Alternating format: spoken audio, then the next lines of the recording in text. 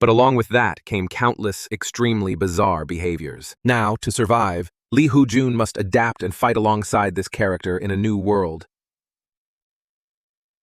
At this moment, Granfell is looking at himself in the mirror and wondering, why has another weirdo appeared like this? The two stand looking at each other. They say their names in unison. The white-haired one is named Granfell Claudia Appius Romeo, and the black-haired one is Lee Hoyle. Granfell continues, the heir of a prestigious family. Hoyle sweats profusely, frozen in place, cursing inwardly. It's over. His eyes are contemplative. Hoyle's thoughts drift back to his younger self. It seems I've become a character that I created 12 years ago, when I was a second year in middle school. That's right, it was the second year. Back then, Hoyle had a mischievous face, excitedly drawing a large man. Then the boy stood up and laughed heartily. It's finally done, another noble version of me. Hoyle stands behind, looking at his past self with fear. That was a character I created during my rebellious phase. I'm in this situation all because of that game. The game is Chronicles of the Continent of Akina, one of the best VR games about other worlds. Until the day it was discontinued, no other game could surpass it, making this game a legend. And on the day Akina was discontinued, along with the news of CEO Jamin's disappearance, Akina appeared in the real world. When rifts appeared all over the world, monsters from within the game also began to appear. And that was when everyone thought the world was coming to an end. However, humanity was synchronized with their characters from the game. This is when the players appeared. Not only able to use skills from the game, they could also use them to defeat monsters and save the world. The players quickly became heroes. Of course, I also dreamed of becoming a player. But then I realized, even if I awakened my powers, I couldn't possibly become that famous. The cost of buying a VR login device was tens of millions of won, and even renting one cost hundreds of thousands each month. The sound of his father's apologies echoed continuously. Young Hoyle's father blamed himself. I thought I could, at least, let you kids play as many games as you wanted. I'm sorry for being a terrible father, son. Hoyle's narration continues. And with the bankruptcy of my father's company, his sister shouted, Dad, stop crying. It's not a big deal if we can't play those games. I'm sure Hoyle understands. His mother sighed. I'm the one to blame. You did nothing wrong. Hoyle's sister snapped. Oh my God, what's with you now, Mom? Young Hoyle was silent from beginning to end. That's when I realized what a harsh reality was. I had no choice but to give up on Akina early on. Back to the present, Hoyle frantically pulls at his sweaty hair. If I knew this would happen, I wouldn't have quit the game. Because I haven't played for a whole year, my level and stats are like trash. And even when I finally awakened my powers, who would have thought I'd be reincarnated as a character I created 10 years ago? Above Granfell's head, level 55, is displayed as he calmly drinks tea, while Hoyle looks like he's about to go crazy. Granfell even looks at his teacup and exclaims, This is delicious. Hearing this, Hoyle is stunned. I'm going to lose my mind, seriously. Granfell Claudia Appius Romeo, a character that I, Lee Hoyle, created during puberty. And also a character I invested a lot of thought into.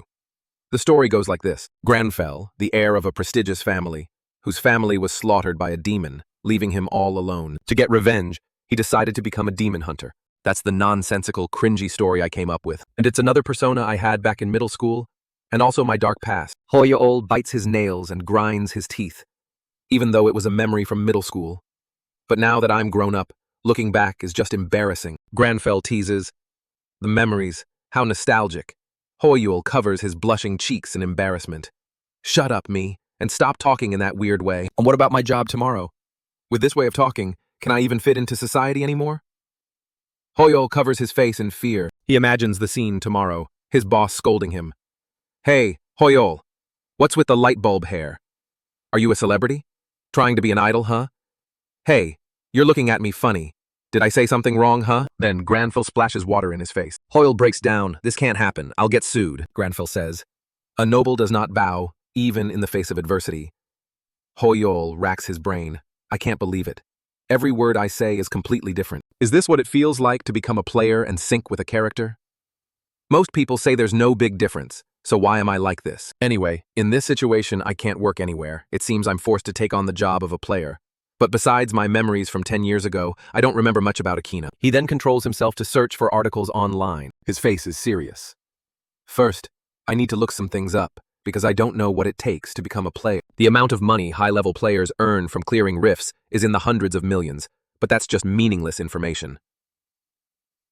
Because all that money is earned by risking their lives on the battlefield, and life is always more important than money. The Granfell persona emerges. Granfell Claudia Appius Romeo has no material desires whatsoever. Because I have already experienced the pinnacle of wealth. Hoyol continues speaking. For that reason, I don't desire those things. That's why I need to look into the work of modern-day demon hunters. He searches, surprised by what he sees. What's this? Only 2 pages? Are demon hunters not active at all? And if you exclude the 200 wiki pages, the rest are just a few news articles. Something startles Hoyol. A news report from Akina shows that all demon hunters have been killed. Hoyol says, what's this? The Asan stronghold has been destroyed? The only town to become a demon hunter? And the holy land of all demon hunters, Asan? It can't be. So, it's not that no one plays this class. It's because this class has been wiped out. R.I.P. Demon Hunter. Of course, the Demon Hunter from 10 years ago wasn't much to look at either. Not only because it had low stats and was hard to build, but its skills were also weak. And because leveling up by hunting monsters was too difficult. They had to rely on experience from quests to level up. However, when facing demons, other classes couldn't compare. But since demons only appeared in Demon Hunter quests, and most of those quests were shamelessly designed to force players to continuously hone their demon-slaying skills. So, for most people, it was a meaningless class to play. Some people pointed at him, gossiping that it was a class for dogs. Hoyol's narration continues. The Demon Hunter was even considered a useless class, but a useless class and a class that can't advance are 2 different things. Now who's going to give me a bread delivery quest? This is bad. The skill-teaching NPCs are all dead too, Hoyol thinks. Is there any more information? A summary of the Akina 4.62 update and a lively chat box. Hoyol looks at the screen in surprise. A notification from Angel Wagon.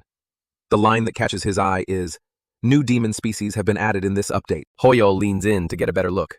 Update. Notification, Akina, Chronicles V8.1.1, reality update complete. He exclaims, who can stand this? Now, among the monsters there are also demons. The number of player casualties has increased sharply due to the effect. Because of the negative effect of the demons, mental disorder, even level 200 players are struggling. Hoyol and Granfell look together. Hoyol says, demons have appeared in reality too? So why aren't the demon hunters taking care of them? Could it be? They fall silent. Granfell continues to search, while Hoyol steps aside to think, what if I'm the only demon hunter left after the fall of Asan? If so, would I step up even after giving up for 10 years? There's no guarantee that the demons I knew are the same as the demons today. 10 years is a long time, enough to change everything, if even high-level players are struggling. What can I do? The voice of young Hoyol, his past self, awakens him. You are too weak. Ah, Granfell, Claudia Epius. Romeo will not turn and run just because of a few demons. Because that is my pride, no matter how the demons mock or tempt me. They can never harm the pride of the Granfell family. He decides, all right, let's do it. Granfell speaks up. What meaningless contemplation. There's no need to hesitate. He stands up and walks away. The news reports on demons harming people. On the streets, corpses lie scattered on the ground. Granfell cracks his knuckles and says, you should feel honored, and I will personally throw you back to hell. Granfell's voice is stern. Many years have passed since the day of the great disaster. Many things were destroyed, but humanity has also risen again. Life has returned to the streets, and people quickly adapted to the new world. However, where there is light, darkness also lurks. The negative emotions from the shift are the perfect fuel for demons. The demon targets a group of people and says sinisterly, well, today I'll choose this bunch. The scene changes. A phone screen shows 10:05, 9 minutes. Someone's voice speaks up. The last person is a bit late. He is the leader of the artisan class, Nam Kail Min. He says, there's still a minute until the meeting time. Let's wait a little longer. Chael Min pauses when he sees something. Granfell arrives. His handsome appearance makes someone go, oh, he says coolly. Ah, you're already here. Chael Min smiles brightly and extends his hand. Everyone, let me introduce our final member. You came just in time. I'm Nam Chael Min, the leader. It's a pleasure to meet you. Granfell glances away indifferently. A pleasure. He looks in one direction, split into 2 colors, purple and black, and thinks, that's a spatial rift, so this is how players can see it. Normal people won't be affected by the rift. If I hadn't awakened, I would be just like them. The important thing is it requires level 35 to 40. The status of the rift appears, underground environment of the clone tribe. Suitable level 35 to 40. Destruction progress, 19.8%. Granfell continues to think, not bad. For a level 55 like me, it's more than fine. I've checked the average level of the players who will participate in this hunt. It's 200. A level that I can't fully comprehend at this point. I have to work really hard to level up. Luckily, high-level players aren't the only ones who awakened. Thanks to that, I can find a party at my level. The black-haired man is Hansong. The girl, So Donganin, greets Granfell. I look forward to working with you today. The blonde-haired one named Choi Dung smiles. I look forward to working with you too, Shaolmin says to everyone. Based on the destruction progress, the other squads have probably already gone in. We'll prepare for a bit and then head in exactly 5 minutes. The whole team agrees. Grenfell's face darkens in thought. The destruction progress shows 19.8%. The destruction process, huh? Once it reaches 100%, the rift will collapse, and the monsters will be released into the real world. Therefore, players are free to raid the rift, because only players can access this time bomb. Nam Kyulmin asks the team, "All right, shall we begin?" They agree one by one, saying, "Okay, let's go. Let's do our best. I'm really excited. Let's go." Hoyol perks up excitedly. Everyone is so friendly. I should say something too, Hoyol thinks to himself. As the only son among sisters, I always had to be careful to survive their fights. Blending into a crowd is too easy for me. But the body of the character Granfell speaks in a domineering tone. You don't need to worry, for I am here. The statement makes everyone turn around at once. Hoyol curses inwardly. Oh, damn, acting all high and mighty like a king. Isn't this a bit too cheesy? He is completely ignored. Cheol-min asks with a forced smile. Everyone knows what kind of monster a clon is, right? Donginin stammers in response. Of course, I've even fought them a few times, Mr. Gook adds. As long as we don't let our guard down, this mission is a piece of cake. Granfell silently watches everyone. Inwardly, Hoyol is devastated, blood trickling from his mouth. From now on, I shouldn't say anything more. Notification. You have entered the underground storage of the clone tribe, the food pantry. The room is covered in bloodstains and everything is destroyed. The pair looks around, observing. Donginin speaks up. I don't see any clones. Coleman adds. It's probably because another party got here before us. His expression is a bit strange as he turns back and says, but no need to worry. We'll still get our share if we choose the right path. His teammates reply, I believe in you. All right, let's go kill some clones. Granfell senses something and his eyes darken. Something's not right. The leader announces, clone spotted 10 meters away. Everyone, prepare for battle. The others reply, confirmed. Okay, Cholman charges ahead. Let's go! They are a bit stunned. Dongjainin says, wait for me, senor! Granfell stands behind. He silently thinks. 1 tank, 2 close-range fighters, and 1 mage. This composition is quite normal, but the tank is attacking the monsters instead of protecting his teammates. The semi-offense, semi-defense guy is having to take all the hits. And the mage is the main damage dealer. Is this how people do things these days? Granfell stands with his arms crossed, watching, while Hoyol in his body scratches his head. Probably not my problem. I'm useless anyway. Dongyunin says, the mana buff spell is almost ready. Donghun reminds the seniors. Slow down a bit. The Hoyol inside him chuckles. These newbies can't even keep up. Granfell opens the item storage panel. That's right. The current problem is I don't have any useful items, so I should avoid fighting until I find a suitable weapon. An arrow flies towards Granfell. With his quick reflexes, he notices it. Granfell dodges to the side. Many monsters are holding bows with red eyes. He shouts a warning. There's an ambush behind the pillar. As he finishes speaking, many arrows fly out. The whole team has to do their best to block. Mr. Gooch grinds his teeth. There are too many of them. I can't block them all. Donginin Hun gets grazed on the cheek by an arrow, leaving a scratch. He grunts in annoyance. Damn it! Donginin Hun shouts towards the silent Cheol-min. Senior, Mr. Cheol-min, help us. Cheol-min, with red eyes, calmly turns to look at the source of the shouting. Senior, what are you doing? Come back! Someone warns. Donginin Hun, be careful! A monster holding a saber jumps up from behind him. Donginin Hun turns around, just as the blade is about to hit. An arrow with great power shoots through him into the monster. It was Granfell who shot. Donginin Hun's face is filled with fear, covered in sweat. Granfell says coolly, it seems these beasts haven't been properly trained. They don't suit me, but sometimes one can't be picky. Donginin Hun turns back. Thanks, he mutters to himself. What's with the way he talks? Granfell is in human form, but inside, Hoyol is wilting. I don't want to talk like this either. Mr. Gooch continuously fights monsters while reminding his teammates, 2 got away, move back. Several monsters charge towards the quiet inner area, but she is trembling with fear. What should I do? I don't know what to do. Granfell comforts her while drawing his bow and shooting. Calm down. I'll take care of anyone who gets close. You use a powerful spell, even if it takes a long time to cast, Donginin replies. Huh? Yes. One of Granfell's arrows immediately takes down a monster. Donginin Hun, in the midst of battle, asks, how much longer? Dongyunin replies, almost there. She shouts, I'm firing! Everyone watch out! Fireball! Many flames shoot out from the magic circle, and explosions ring out continuously. Mr. Gooch and Donginin Hun shield themselves from the smoke and dust. He asks, is it over? Donginin pants, are you okay? Granfell replies, I'm fine. Watch out for the others. He stands watching the horde of monsters being burned, while she goes to ask the other 2, Are you okay? Granfell thinks about the expensive silver arrow. Can I get that arrow back? She hands Mr. Gook a potion. Here's a potion. Drink it before more of them come. Mr. Gook takes it. Thank you. Dong Yin Hun grinds his teeth. He curses at Chil Min. Damn it, are you crazy? What the hell were you doing? Dong Yin Hun yells. I could understand if you didn't notice the ambush, but why did you just stand there and not help at all? You led us into a damn trap, and you're supposed to be the frontline tank? I expect an explanation. Cholmin smirks.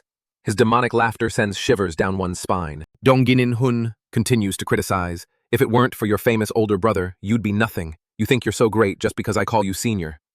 Granfell puts a hand out to stop him. They turn to look behind them and ask, Where's the fire? Dong Yin looks at something in panic. Cholmin's mocking laughter rings out. Are you asking if this is funny? Of course it's hilarious. How can I not laugh when a bunch of idiots are struggling in front of me?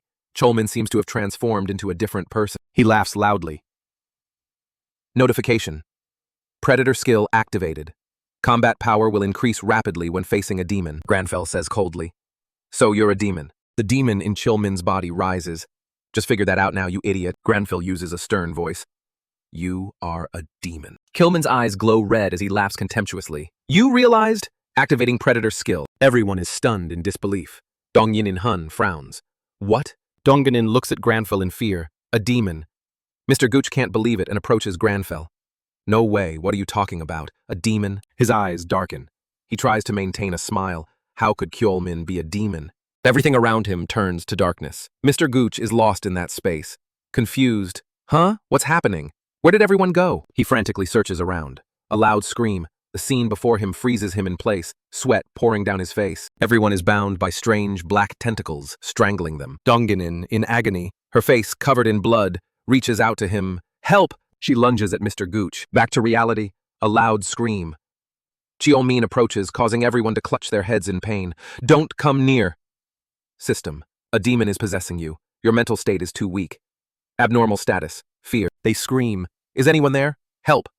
While Chiolmin, with a dark face, smirks and adjusts his glasses, laughing to himself, getting scared by the illusions they themselves dreamed up. Humans are truly, in fact, Granfell is unaffected. He rushes forward at high speed. Before he can finish his sentence, Granfell points his hand at Chomin's neck. He laughs sinisterly, using his armor to block the dagger. Hey, you don't care if these people die, do you?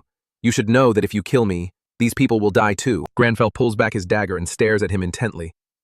I probably can't pierce his armor. I should aim for the gaps. Cholmin charges at him with a sword. You're still attacking me despite the lives of those guys?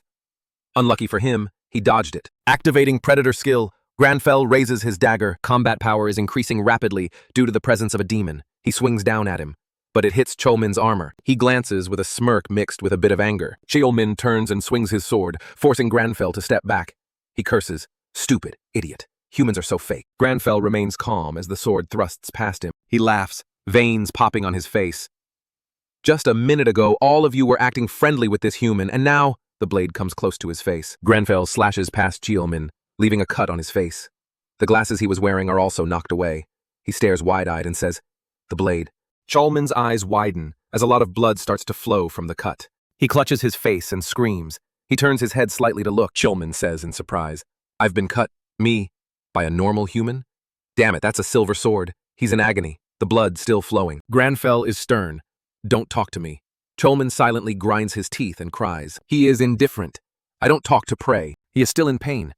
A sharp dagger appears in front of him. When did everything start to go wrong? Back to when Nam Taemin called him. He made Cholmin, covered in ice, snap out of it, as if waking up. He was awkward then. Huh? Taemin asked. Why are you zoning out like that? Does it hurt a lot? Cholmin replied. No. I just lost focus, Taemin sighed. That's why I told you to avoid dangerous spatial rifts. Anyway, don't worry about it. Bro, you should quit this job. You just need to join my guild and become an analyst. Cholmin sweated, scratching the back of his neck with a forced smile. His narration, I just don't want to live like a failure. A burly bearded man asks Chiolmin. What's your name? Are you Taemin's brother?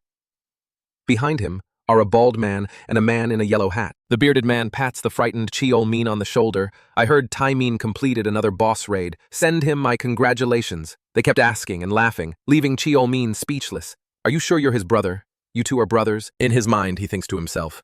You have to work harder, so you don't embarrass your little brother. Hey, what can you do in a spatial rift? You should listen to your brother, you might die. I just want to be a brother my little brother can be proud of. The bizarre monster laughs and says, I'll help you. Cholmin is confused. It seems dark. Shadowy things are grabbing him. A demonic version of Cholmin laughs wickedly.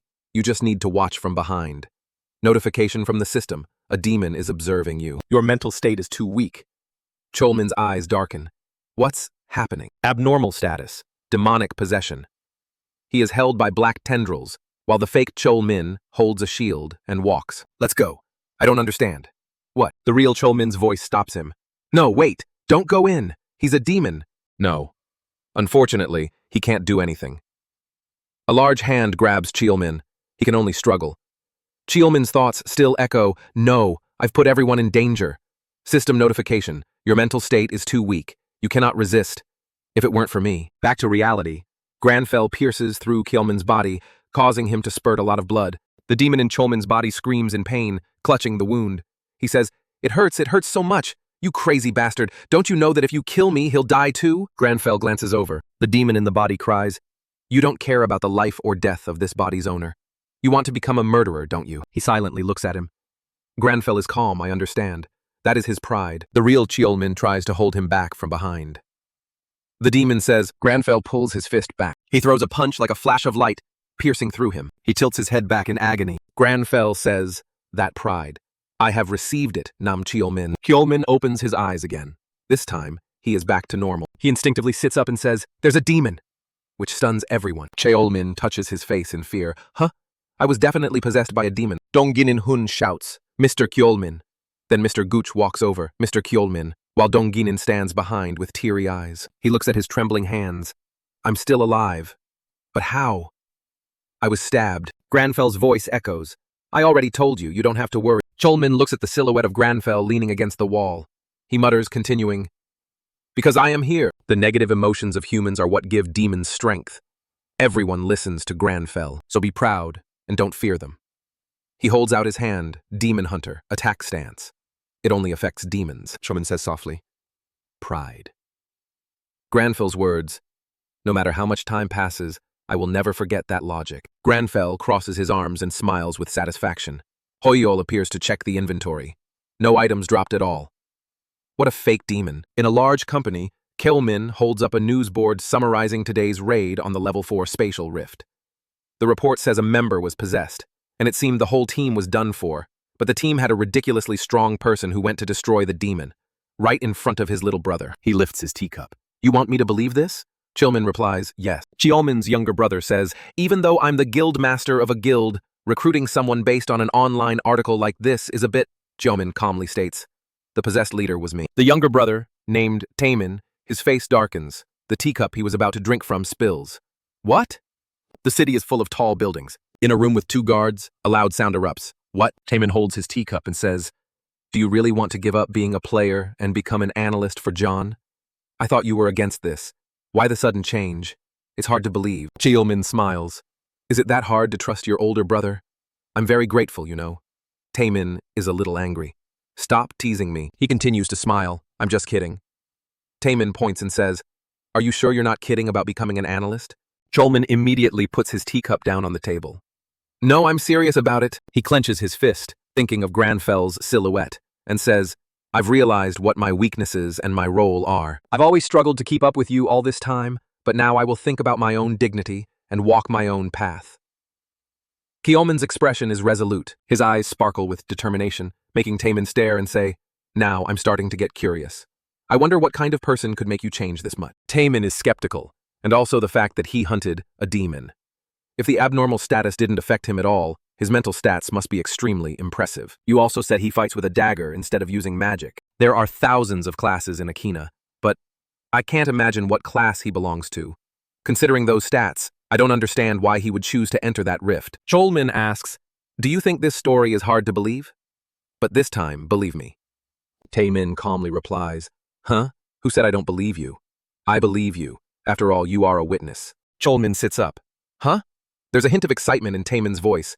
Analyzing boss patterns, proposing strategies, guild management, and recruiting new members. Taemin presents a paper. I have the position I have today thanks to you, so of course I believe you. I even brought a contract. He continues speaking with a warm expression. After all, you're my brother, and a proud analyst of John. Xiaomin feels a bit shy and brings a finger to his face. Geez, you're embarrassing me. Thanks. Taemin suddenly laughs out loud. Anyway, take a look at the contract. What do you think, Mr. Analyst? Cholmin picks up the contract.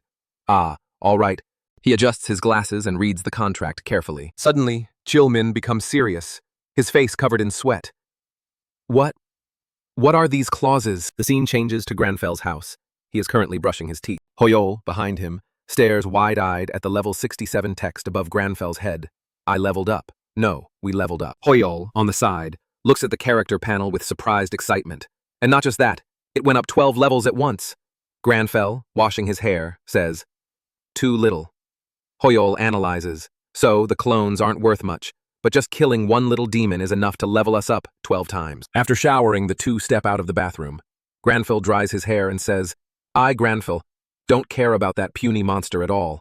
Meanwhile, Hoyol hums happily, well, I think so too. Now how should I distribute the stats? He points to the towel on his head. All right, I'm too tired now, so I'll go to bed and think about it later. Granfell suddenly stops and looks in a certain direction. It turns out he was looking at the bed and said, that is a message, leaving Hoyol behind him bewildered. Suddenly, Granfell, dressed in cleaning clothes, opens the window. A clean environment brings a clear mind. Hoyol listlessly reaches out, screaming internally, please just rest for a bit. The sun is setting. In the kitchen, a pot of soup is simmering. A mess of vegetables lies to the right. Granfell takes a bowl of water to taste. His face lights up. A healthy flavor. Hoyol, looking like he's about to die, thinks, that's right, this is Granfell's personality, always adhering to a schedule and practicing self-control. Hoyol, the traits I gave to Granfell have been applied in real life, including work and level. I used to just lie around after showering and wait for fast food delivery, but thanks to him, my lifestyle has become healthier. So what about his talents? Granfell's talents are not limited to just one. He has a talent for magic and can replicate spells after seeing them just once. Granfell writes on a paper, which translates to Granfell Claudia Apius Romeo, intelligent, magical talent, physical talent. He exclaims to himself, wow, so that's how it is. Granfell brushes his hair back, his handsome face radiant. Hoyol stands behind him, dazed. I wrote down everything that was good. Anyway, those traits are being applied in reality. I think I need to check. Hoyol is behind Granfell. He picks up his phone to look. A message arrives from Nam Chol-min. Hello, Mr. Hoyol. This is Nam Chol-min, the leader of yesterday's Rift Raid. How are you doing? The pop-up notification stops there. Granfell scoffs. A message from Mr. Cheolman? Why is it so long? The content of the message is a request for Hoyol, or rather Granfell, to join the team. He thinks, I don't know much about this, so I can't join right away. He types a message. It's as if Hoyol is controlling Granfell's mind. Then it's time to test it. The thing I will test is the ability to replicate a spell after seeing it just once. Granfell's hands start typing on the keyboard about spells. The search results show many entries. Hoyol, well then. Videos about magic appear. Granfell watches, pen in hand, ready to take notes. Over here, Kolmin and Taemin are looking at something with regret. It's a phone screen, with a long message inviting Hoyol to join the guild, but the only reply is a single word, no. Cholmin is disappointed, it's no. Could it be that he's already been invited by another guild? Cholmin is flustered. Hearing this, Taemin shouts, another guild? Who? He is angry. The nation's #1 guild, Gion, offered him a house and car, waived all fees, and a 9.5 to 0.5 split. Is there any other guild that can provide a better offer than that? Cholmin takes a sip of water and replies, I'm not sure. After the Mage Tower appeared in Seoul, foreign guilds also started establishing branches here. Taemin shouts in frustration, what? Who is it? Who dares to set foot in my territory? Cholmin says, well, even if it's not a national guild, it could be a top guild in Seoul. Taemin jumps up, I can't let this go. No guild can make a better offer than me. This is a contract that not even the top brass of Gun has seen. Taemin puts on his coat. I can't let this go. Bro, tell me what he looks like. Cholmin asks. What? Why? Taemin says hurriedly. I plan to bring him to the guild before someone else snatches him up. Tell me everything about it. Cholmin thinks and starts to describe a good-looking appearance. He hesitates for a long time. Taemin says, what? It would be easier to understand if you described a mythical creature. Cheolmin recalls Granfell's appearance. Creature. Mythical. An idea sparks in his mind. That's right. He looks like a nobleman from a fantasy novel. Taemin is stunned by those words. Cholmin adds, an appearance. Truly very noble and elegant. Over here, Granfell is watching videos and taking notes. The expressions of the two are tense. Hoyol says, I understand. I can grasp the basics of magic. I'm sure I can use them if I have enough mana. As expected of Granfell, Who cares about your past? Even if you're a product of a rebellious phase, you are still the greatest genius. Hoyol gives a thumbs up and repeatedly pats Granfell's head. He calmly lifts his teacup. That's rude. Granfell helplessly watches as Hoyol happily opens the character panel. Anyway, now I'm sure I can use these things. It's time to allocate stats. I don't know how talented Granfell will be, so I'll prepare for all possibilities. 2 points into vitality and agility. I'll put 7 points into mana because it's too low, and... Suddenly, Hoyol recalls a piece of paper with English text that translates to the last survivor of the clan, Granfell Claudia Apius. Romeo chose to walk the path of a demon hunter to avenge his family. He is silent. Why did I suddenly remember that? Even though it's just something I wrote, it was truly an unlucky life. Hoyol smiles and moves his hand towards the luck stat. This is for my and Granfell's sake. You're going to have a hard time from now on. Granfell lies in bed, looking at the stat panel. I just increased the luck stat from 1 to 2, but that also means I have double the luck now. Who knows? Maybe tomorrow I'll find money on the street. He closes his eyes and sleeps. He wakes up in the morning surprised. Both of them look at the character panel in the mirror. This is better than finding money. Hoyol is excited. A class quest. The class quest to start the counterattack. After Akina became reality, quests became real. Quests became rare. The reason is very simple. There aren't many NPCs in the real world to give out quests. Granfell sits at his desk, typing on his computer. He rests his chin on his hand, one hand still clicking the mouse. Even normal quests are rare. But I got a class quest. The search query, class quest, appears on the computer screen. He remains contemplative. It looks like a normal quest for the Demon Hunter class.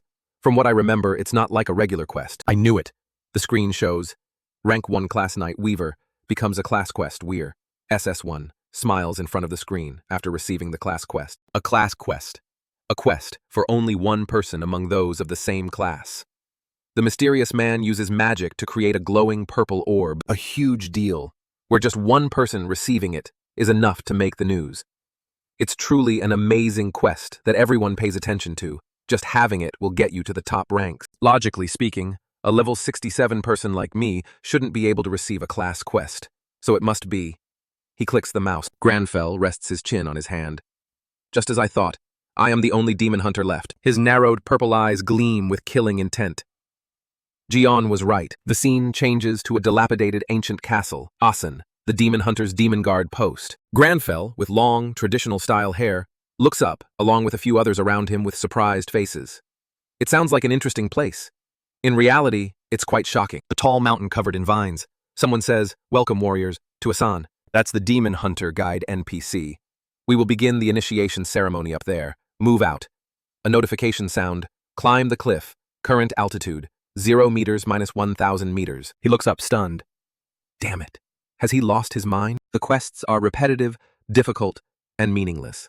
The guide NPC climbs ahead and calls down, "Can't you go any faster?" Below are Granfell and the others. Someone is groaning in fear. The scene changes to a clearly dilapidated place that looks like a prison. He gestures behind him. This is where you'll be staying from now on. Granfell's words. The facilities are terrible. He stands there with a blank face, along with a few people behind him panting from exhaustion. Now let's go eat. The cafeteria is down where we came up from. A system notification announces the quest. Go to the cafeteria to eat. Remaining altitude, 522 meters/1,000 meters. Immediately after, everyone continues their journey climbing down to the cafeteria, accompanied by pitiful groans of exhaustion. Hurry up, newbies. If you can't handle this, then get out of Asan. Granfell monologues to himself. Besides, every NPC yells in your face. The scene shifts to Hoyol's house. He glances away and says, "Everyone wants to give up."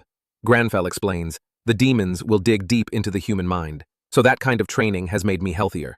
Hoyol exclaims, "His student syndrome is really bad." Granfell opens the system panel. Anyway, it's in the past. Let's see what kind of quest this is. After watching, Hoyol is dazed, his face frozen like it's been sprayed with hairspray. He stands behind Granfell, looking at him with an expression of utter disbelief. The scene changes to a tall building, the United Korea branch of the Club Chi. It is an organization formed to reduce chaos and damage in the world. They hire personnel who have worked with the developer of Akana. To respond to Akana's updates, which are reflected in the real world, they gather information related to Akana and analyze it for the players. In other words, they work extremely hard. June, an employee of the branch, stretches. his face scrunched up. Damn you, Akane. He looks towards a young man with dark circles under his eyes like a panda, senior. Do you think there will be a new spatial rift this week? It's already past 8, so there's nothing, right? Gion, with a calm expression, wearing glasses that cover half his face, rests his chin on his hand. Leo, we can only hope. Jun frowns, leaning back in his chair with one hand on his chin. That bastard Jaemon is really scary. He must be the manager. Jian remains calm, one hand on his chin, the other clicking the mouse. Enough chit-chat, just keep clicking refresh. Jun maintains his posture. Jian, I'm just wondering how it's possible. Jian continues to speak while posting something on the homepage. We have something that happened exactly the same, not long after. Before he finishes, Jian's eyes widen behind his glasses. Then suddenly Jian panics and looks at the computer screen. There's a new update. Hearing this, Jun is startled and falls backwards. The two men break out in a cold sweat. Gion, wearing glasses, frowns impossible. Jun behind him, his face pale and sweaty. That's right. The entire office also received the notification and immediately stood up. There's an update. Huh? Are they kidding? Where are you going? To submit my resignation. Take out your phones. The reporters are starting to call. Gion frowns in annoyance. What are you doing, taking out your phone? This?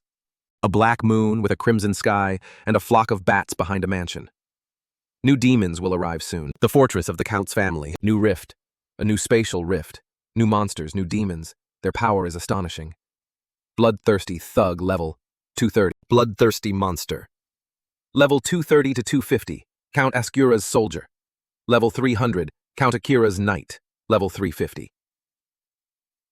New named monster. New named monster. Count Akira level 430. Gion puts both hands on the table with a look of utter disbelief. Jun is no less shocked, one hand on his hip, looking at the screen with a pale, horrified face. Level 430. The number one player right now is only level 403. This isn't an update for humans anymore. Jun looks at his senior with a helpless expression. I think it's too difficult. Even if all the players... Before he could finish, Gion cuts him off. That's not the problem. It might require all of one. No. The entire world. The computer screen shows an image of Count Ascura next to a computer message section. Jun asks, what about the Mage Tower? If we get help from those NPCs?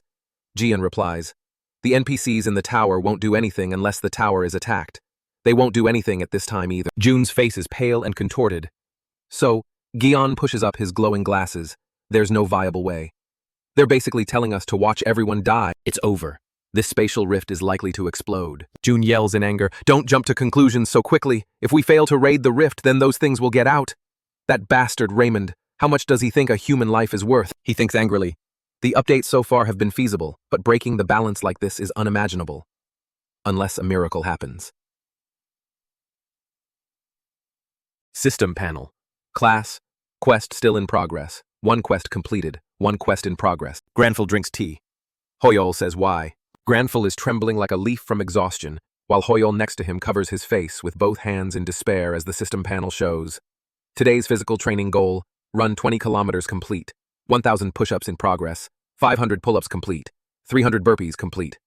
Hoyol thinks, nothing has changed since I was in Asan. Hoyol, in Granfel's body, stands at the checkout, handing his bank card to the convenience store clerk, feeling his whole body tremble.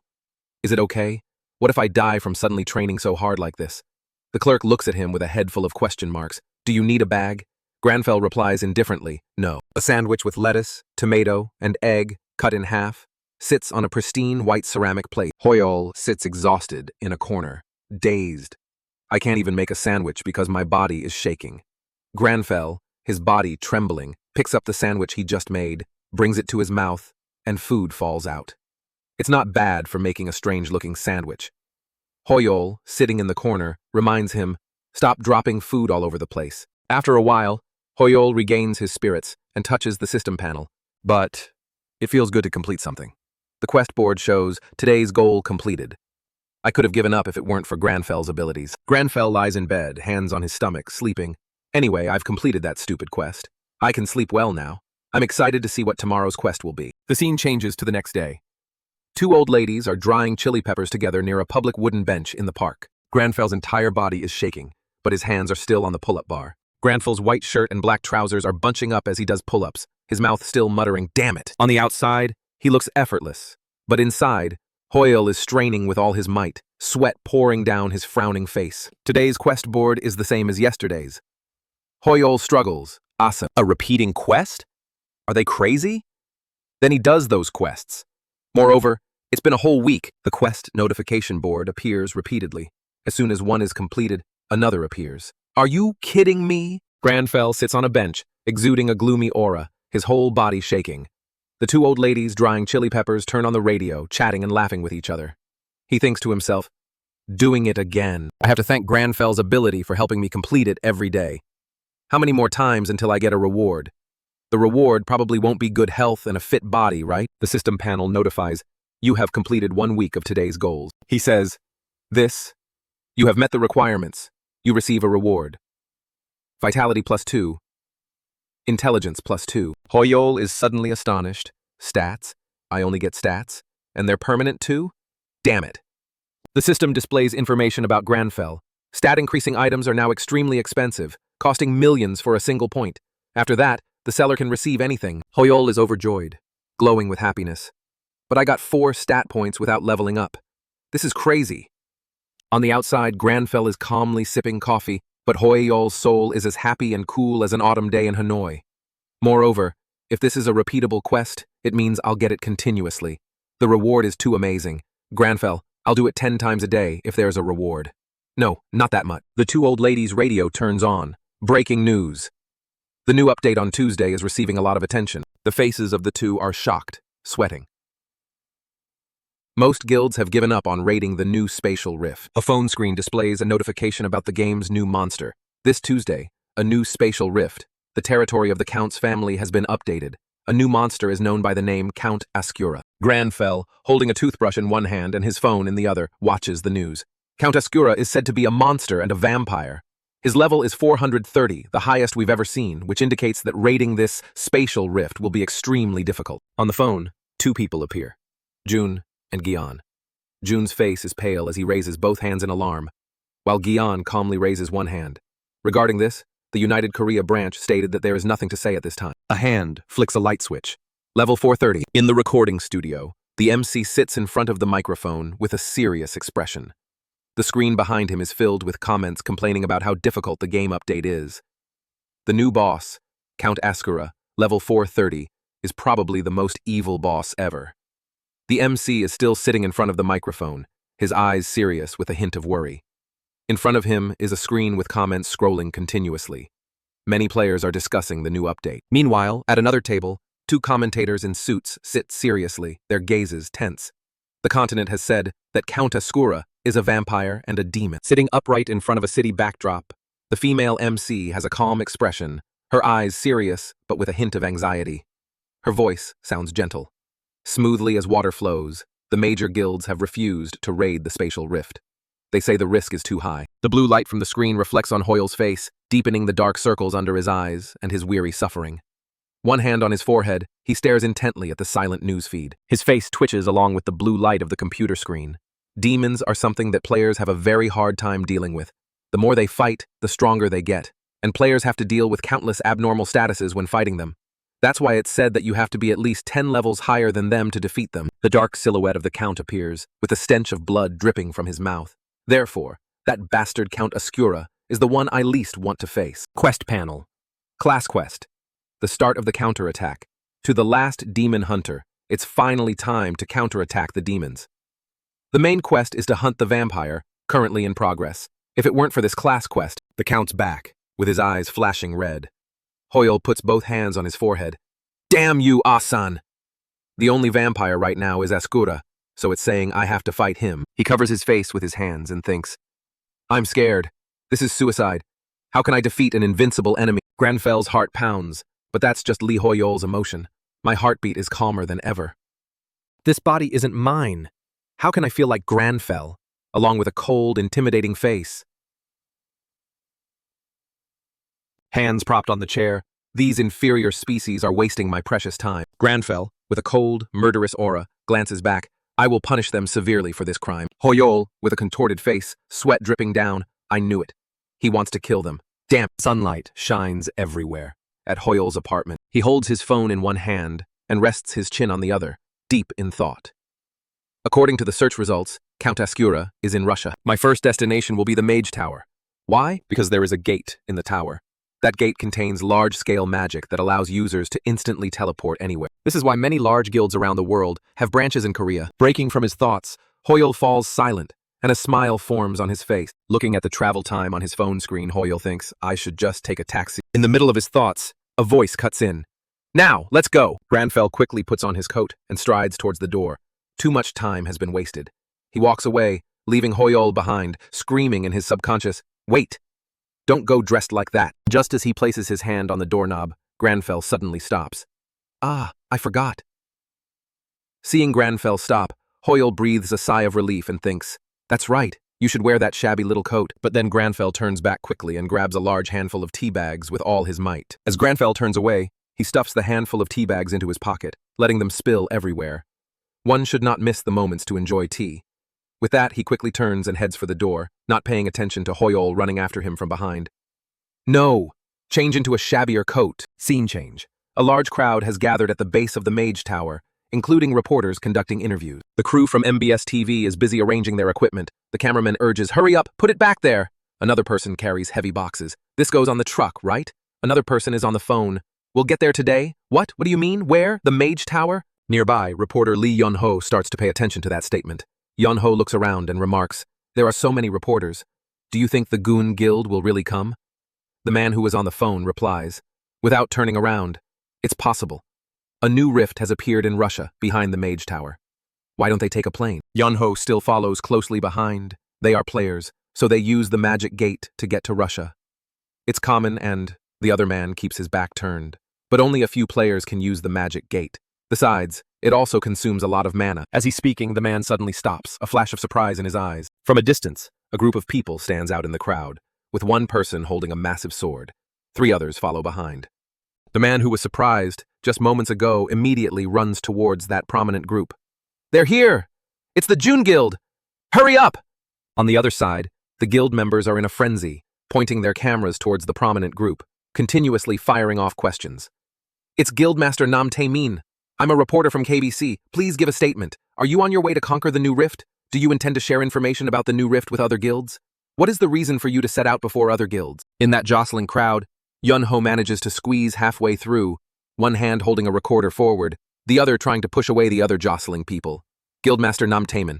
I'm Lee Yun-ho, a reporter from MBS. Has your gun guild found a way to fight against Count Ascura yet? Seeing everyone struggling and pushing, Chomin holds up his hand to signal for everyone to calm down. Please, everyone, interviews later. Before he could finish, Taemin's laughter rings out. Taemin raises his sword-holding hand and fiddles with a strand of his hair. How embarrassing. I still don't know how to defeat Count Ascura. We will make a plan once we've infiltrated the rift. Taemin continues to speak without noticing Cheolmin behind him, whose expression has changed.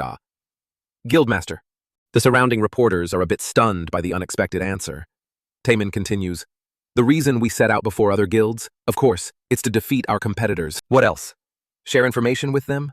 No way. There's no expression on Taemin's face. They might request that and say it's necessary to maintain world peace. If they really want to fight to protect peace, shouldn't they drag themselves to the rift instead of cowardly watching from afar?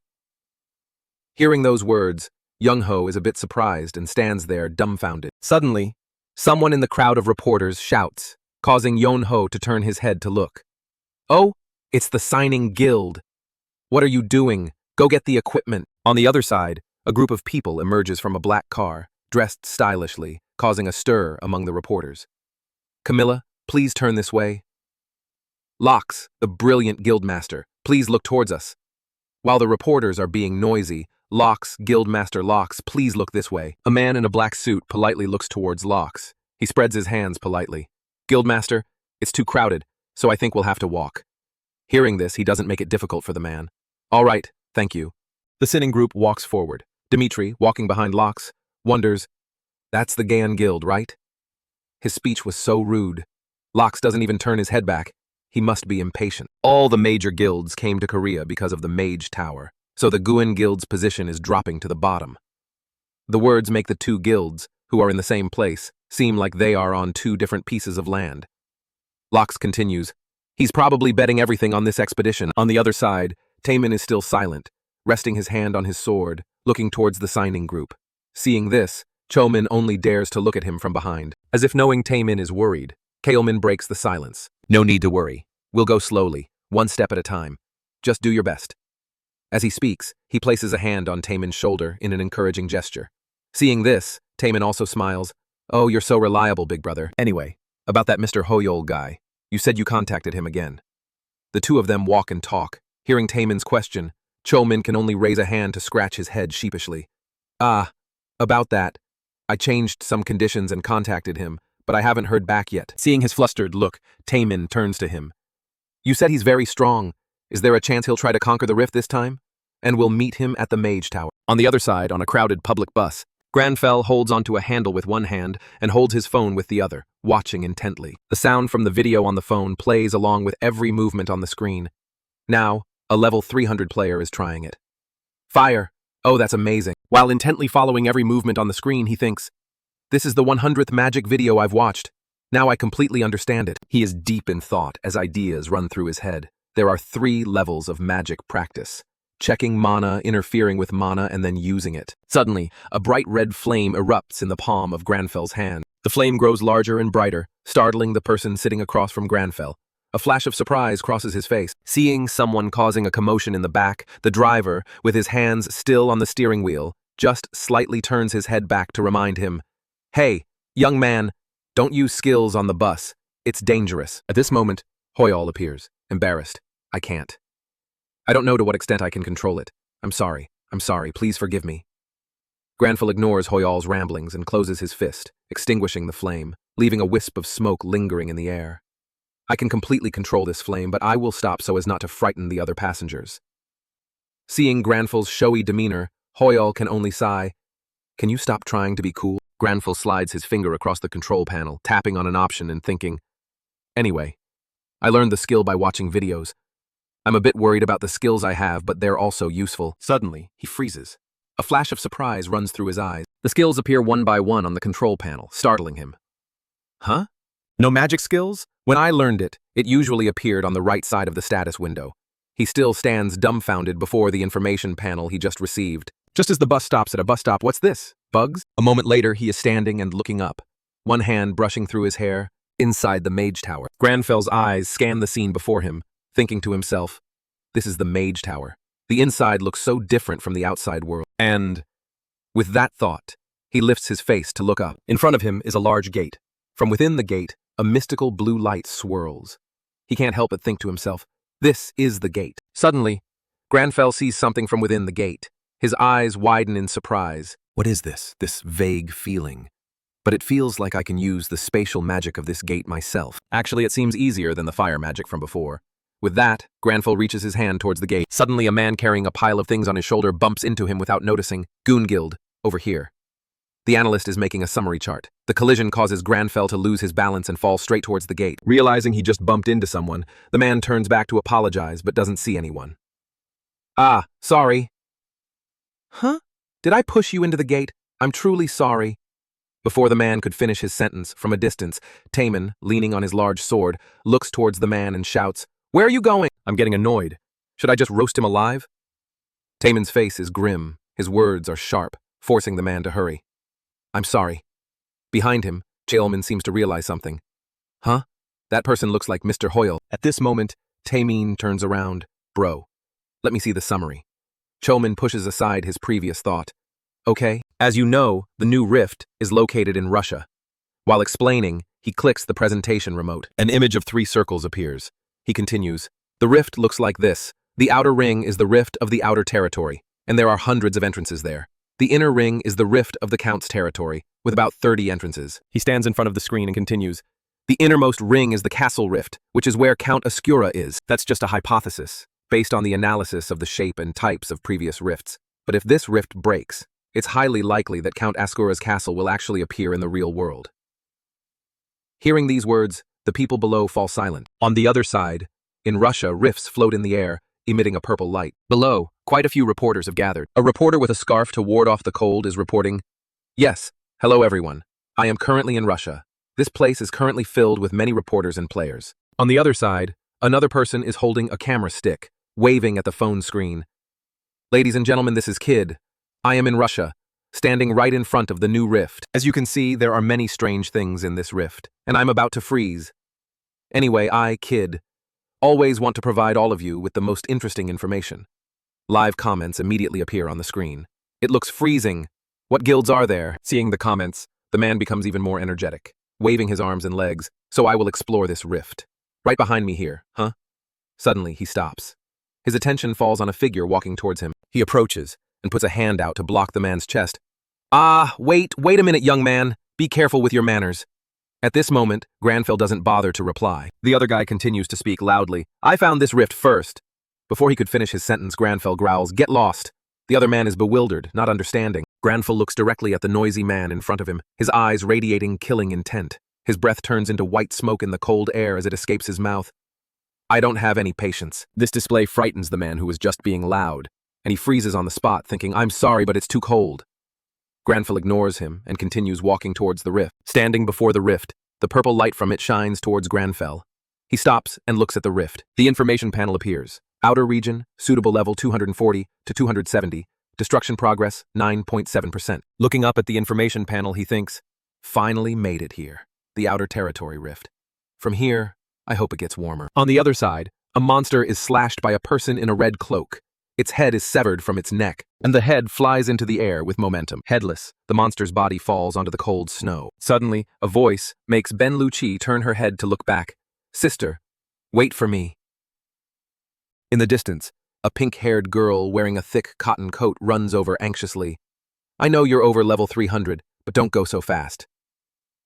In contrast to the girl, the man with glasses next to her just crosses his arms leisurely. Whatever. The faster you go, the faster you die. It's too cold.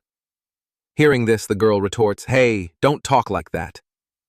The man doesn't back down. Like what? The girl immediately responds. You should know how to behave a little. The man seems to give in. Fine. The argument makes Ben Lucci a bit unhappy as she looks back. Ben Lucci scowls, her face showing utter annoyance as she snarls. What the hell? What kind of stinking crap are you two spewing? I'm getting pissed. System notification. You have entered the outer territory rift. Suitable level is 240 to 270.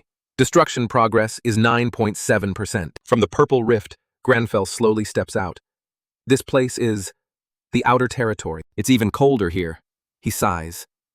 In his mind, the image of a very angry Hoyol, his teeth chattering continuously. Granfell sighs. A great start to the hunt. This weather just fuels the fire of anger within me. Suddenly, he hears a strange noise and glances over to observe. A pack of monsters with furious, blood-red eyes, blood wolves level 230, are slowly approaching Granfell's position. He coldly turns his head to look. Level 230 monsters. I'm only level 67, but his own character panel appears, activating predator skill. Hoyol turns back and smiles confidently. I can win. You dogs of the Count, I see that. You have chosen the wrong master. As he speaks, the pack of monsters growls, baring their sharp fangs, preparing to attack him. Granfell holds out his hand, and a sword appears. I will send you ignorant beasts on your way. The wolves charge madly towards him. Granfell's eyes glow, surrounded by a murderous aura. Feel the fear of being hunted. System. Hunt a vampire. Let it know that the hunt has now begun. Next is a brutal scene. The monsters lie dead everywhere. Soldiers arrive to assess the situation. Ben Lucci yells angrily and kicks a monster hard. There must be a ton of these mutant dogs, no joke. Die, you damn bastards, die. A wise dog doesn't bite recklessly, you hear me? Why are there so many of them? Everyone around is scared by Ben Lucci's violent display. Hey, Guildmaster, calm down a bit, she's always like this. After finishing them off, she pants, looking at the pile of monster corpses with anger. Ben Lucci's subordinate is frustrated. We've killed dozens of them, but there's still no end. Another person sighs. There are only a few left. Ben Lucci holds two swords. Something is strange. These monsters don't panic at all, as if they don't know what fear is. Ben Lucci's subordinate smirks. What are you talking about now? Another guy stands there picking his nose. Don't make a big deal out of it. Ben Lucci's face is serious. No, it's not like that. I feel it's really concerning. Have you ever seen them cry out or look at their wounds while hunting? As she finishes speaking, her group all show expressions of confusion and fear. Well, now that you mention it. Suddenly, a strange sound comes from behind Ben Lucci. A howl. That's not a normal howl. It sounds like they are scared. Everyone becomes worried upon hearing the strange sound. When we go hunting, they don't even make a sound anymore. What's going on? Benlucci shouted angrily and quickly chased after them.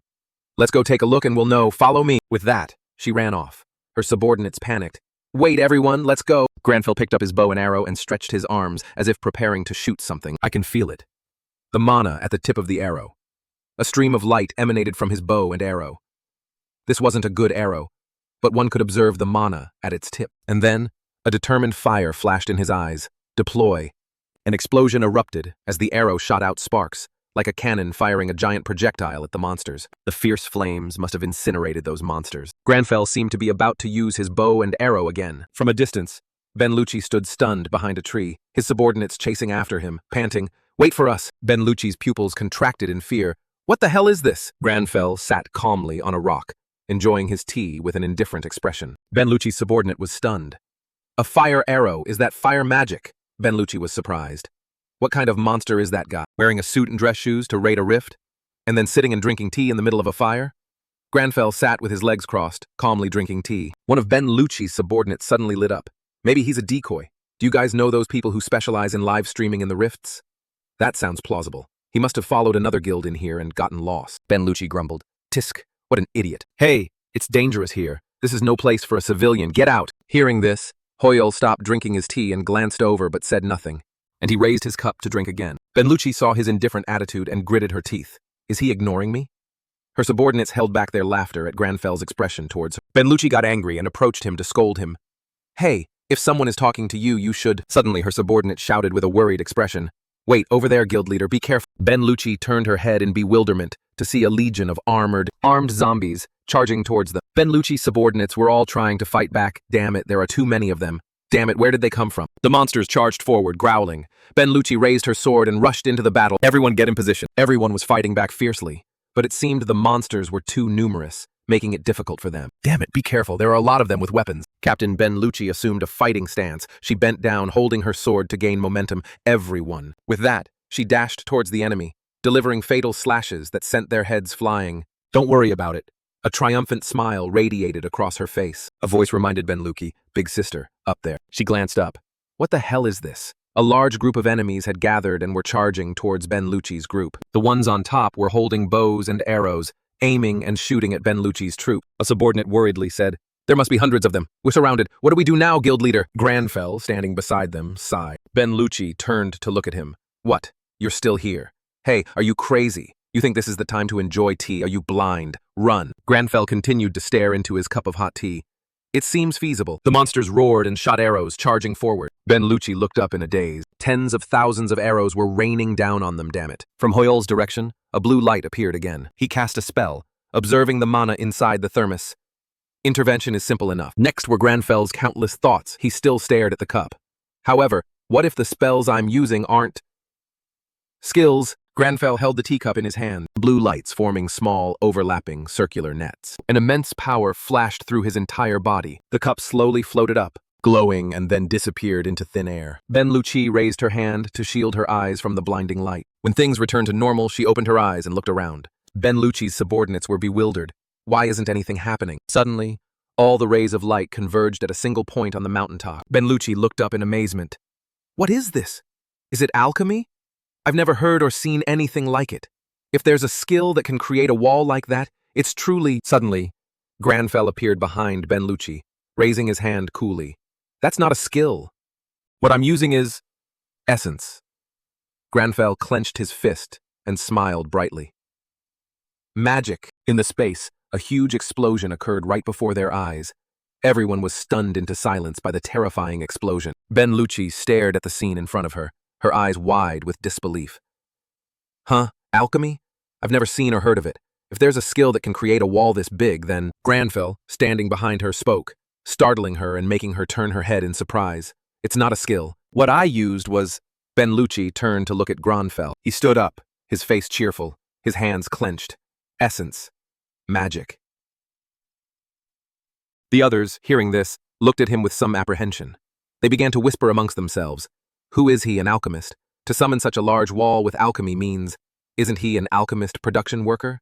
What's he doing here? Benlucci also wondered. What? Essence? Magic? He smiled, looking at his hand and thinking to himself, it allows me to change the shape of an object if I can interfere with its mana. It's actually more like alchemy than magic. Just then, the group of fighters noticed the stone wall in front of them shaking violently. Taemin frantically turned his head to observe the situation, his face etched with fear. Seeing the horde of zombies rushing towards them, he yelled, "On the flank! The enemy is coming from the flank!" Everyone was in a state of panic and fear. Hearing that, Granfell looked up. "I think I'll have some more tea." Ben Lucci looked at him with a speechless, surprised expression. The group of fighters began to charge forward, using their magic and shouting, "Charge! Take it down!" Ben Lucci swiftly leaped out with her weapon in hand. "Alchemist, get behind me now!" But he unexpectedly stood up, his hand reaching behind him to grab something, which surprised her a little. From behind him, a blue arrow appeared in his hand. His face was serious as he looked at the enemy in front of him. Ben Lucci thought in amazement, a bow and arrow. At that moment, a fighter carried his comrade and ran back, with zombies chasing and slashing at them from behind. He held the sword in his hand and cried out in panic, "Someone help! Is there a healer? He's injured!" Behind him, a light flashed. He glanced blankly at the sword about to strike him. The brown-haired fighter thought in fear, "No, I can't dodge it." Just then, an arrow shot through the zombie, causing it to explode in midair. He was utterly astonished. The brown-haired warrior's eyes widened as blood splattered across his face. He was stunned, thinking to himself, "With just one arrow? Does our guild have an archer this strong?" On this side, Ben Lucci was also stunned, watching Granfell, who had just shot the arrow. She sighed and glanced over, thinking to herself, "Huh? He's an archer? Then what was that wall from before?" Suddenly, Ben Lucci saw him raise his bow again, wanting to shoot a fire arrow. The arrow quickly flew and embedded itself in the enemy. She gasped, "Fire arrow." She was astonished, covered in sweat. And also, magic? Ben Lucci watched Granfell continue to take out more arrows, wondering to herself, what kind of monster is this? A moment later, the group of fighters had successfully defeated the horde of zombies. Everyone was happily chatting with each other. One of Ben Lucci's subordinates spoke up, "Guild leader, I've checked the perimeter, and there are no more enemies." Ben Lucci glanced around and wiped her mouth with her sleeve. "All right. Good job." She watched him manipulating the system panel and cursed inwardly. "This damn guy, he's so annoying. He's in this rift alone, dressed like that, and he won't even answer any of my questions. He doesn't even look tired." But in reality, Ben Lucci didn't know that he was just putting on an act. Ben Lucci felt uncomfortable, a little embarrassed, but she had to admit, if it weren't for him, they might all be dead. "I wonder if he's a player, but I don't know any players like him. He's quite handsome, so maybe I should thank him. No, he ignored me earlier, I won't." Ben Lucci was lost in thought when he turned to look at her, and Ben Lucci's face immediately flushed red. She quickly turned away and thought, What are you looking at me for? Damn it, is it because I was staring at him for too long? I'm not looking at you because I like you." She bit her finger, sweating. Why does he keep staring? Does he want to have tea with me or something? If he wants to have tea with me, I think I can have a little. Suddenly, he called out to her. Ben Lucci shyly stammered and turned her head. Yes?" Granfell coolly held up the thermos. "Even if you look at me like that, I don't have any tea for you." His words left Ben Lucci stunned, her embarrassment turning to anger. The scene shifts to outside the rift. A recording device is flying high above to capture a panoramic view of the thick layers of snow. It approaches closer to the location of the rifts. A male reporter stands happily in front of the camera. "Yes, this is the Daily Akana News Report. I am now live at the rift in Russia." The director of the Akana News Report sits in front of the screen, exhaling a puff of white smoke as he listens to the news anchor. The world is paying close attention to this update, as it features the highest-level boss we have ever seen. Another female reporter chimed in. "This rift is called the Suburban Territory, right?" The male reporter replied, "Yes, that's right. This is the first of the 3 rifts in this update. Apparently there are hundreds of rifts in the Suburban Territory, all of which need to be cleared to proceed to the next rift. Shining, Guild, and other guilds are currently inside the rifts. Which guild will clear the first rift? The first guild to earn the title of clearing the Suburban Territory will surely be honored globally." The director stared at the computer screen, his whole body shivering from the cold. A reporter wearing a hat pulled up the tent, holding a cup in his hand. "Director, how about some coffee?" The director turned around and urged, "There you are. Come in quickly, before the snow gets in." The reporter in the hat asked, "It's so dark in here. Are you a bat or something?" The director replied nonchalantly, "Leave me alone. I like it this way." The red-faced director spoke up, "How's the rift? Is there any new video?" The other reporter replied, "Everyone is around the central area. Shining is currently the fastest." The director looked at the screen while drinking and questioning, "Really? Then pick a spot near Shining, and prepare to interview them as soon as they come out." The hatted reporter gave a sycophantic laugh. "Yes, but it might take a lifetime to defeat it.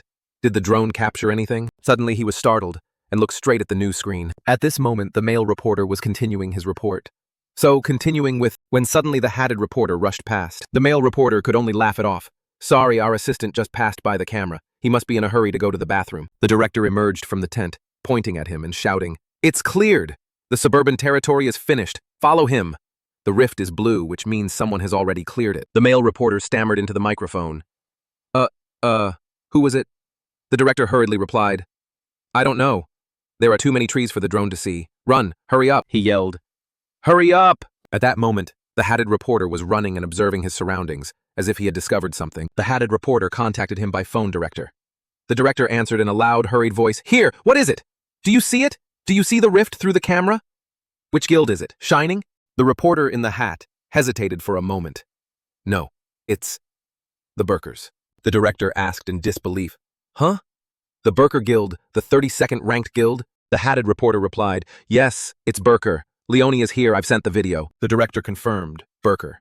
They cleared that place first? They went into the suburban territory, but Shining is still in the center. But why do they look so okay? The hatted reporter was surprised. Wait, that's a Korean person. The director was also surprised. Huh? Burker is a European guild. Why is there a Korean person here? At this moment, the rest of the reporters also ran over. "Over here, the blue rift, the first one to clear it." The hatted reporter hurriedly reported over the phone. "Wait, the other reporters are surrounding them. I'm going to interview them." "Hello?" The director could only manage to say, "I don't know what's going on." At the blue rift, the hatted reporter spoke up, "Excuse me, could we have an interview? You look Korean. What is your relationship with the Burker Guild? What happened inside the rift? You just came out of the cleared rift." Granfell cut him off coldly. "Get lost." The hatted reporter was stunned. "Sir?" Granfell's aura was like a white tiger baring its fangs. He was curt. "This is the limit of my patience." With that, Granfell walked away, leaving the shivering reporter to think, "It's freezing."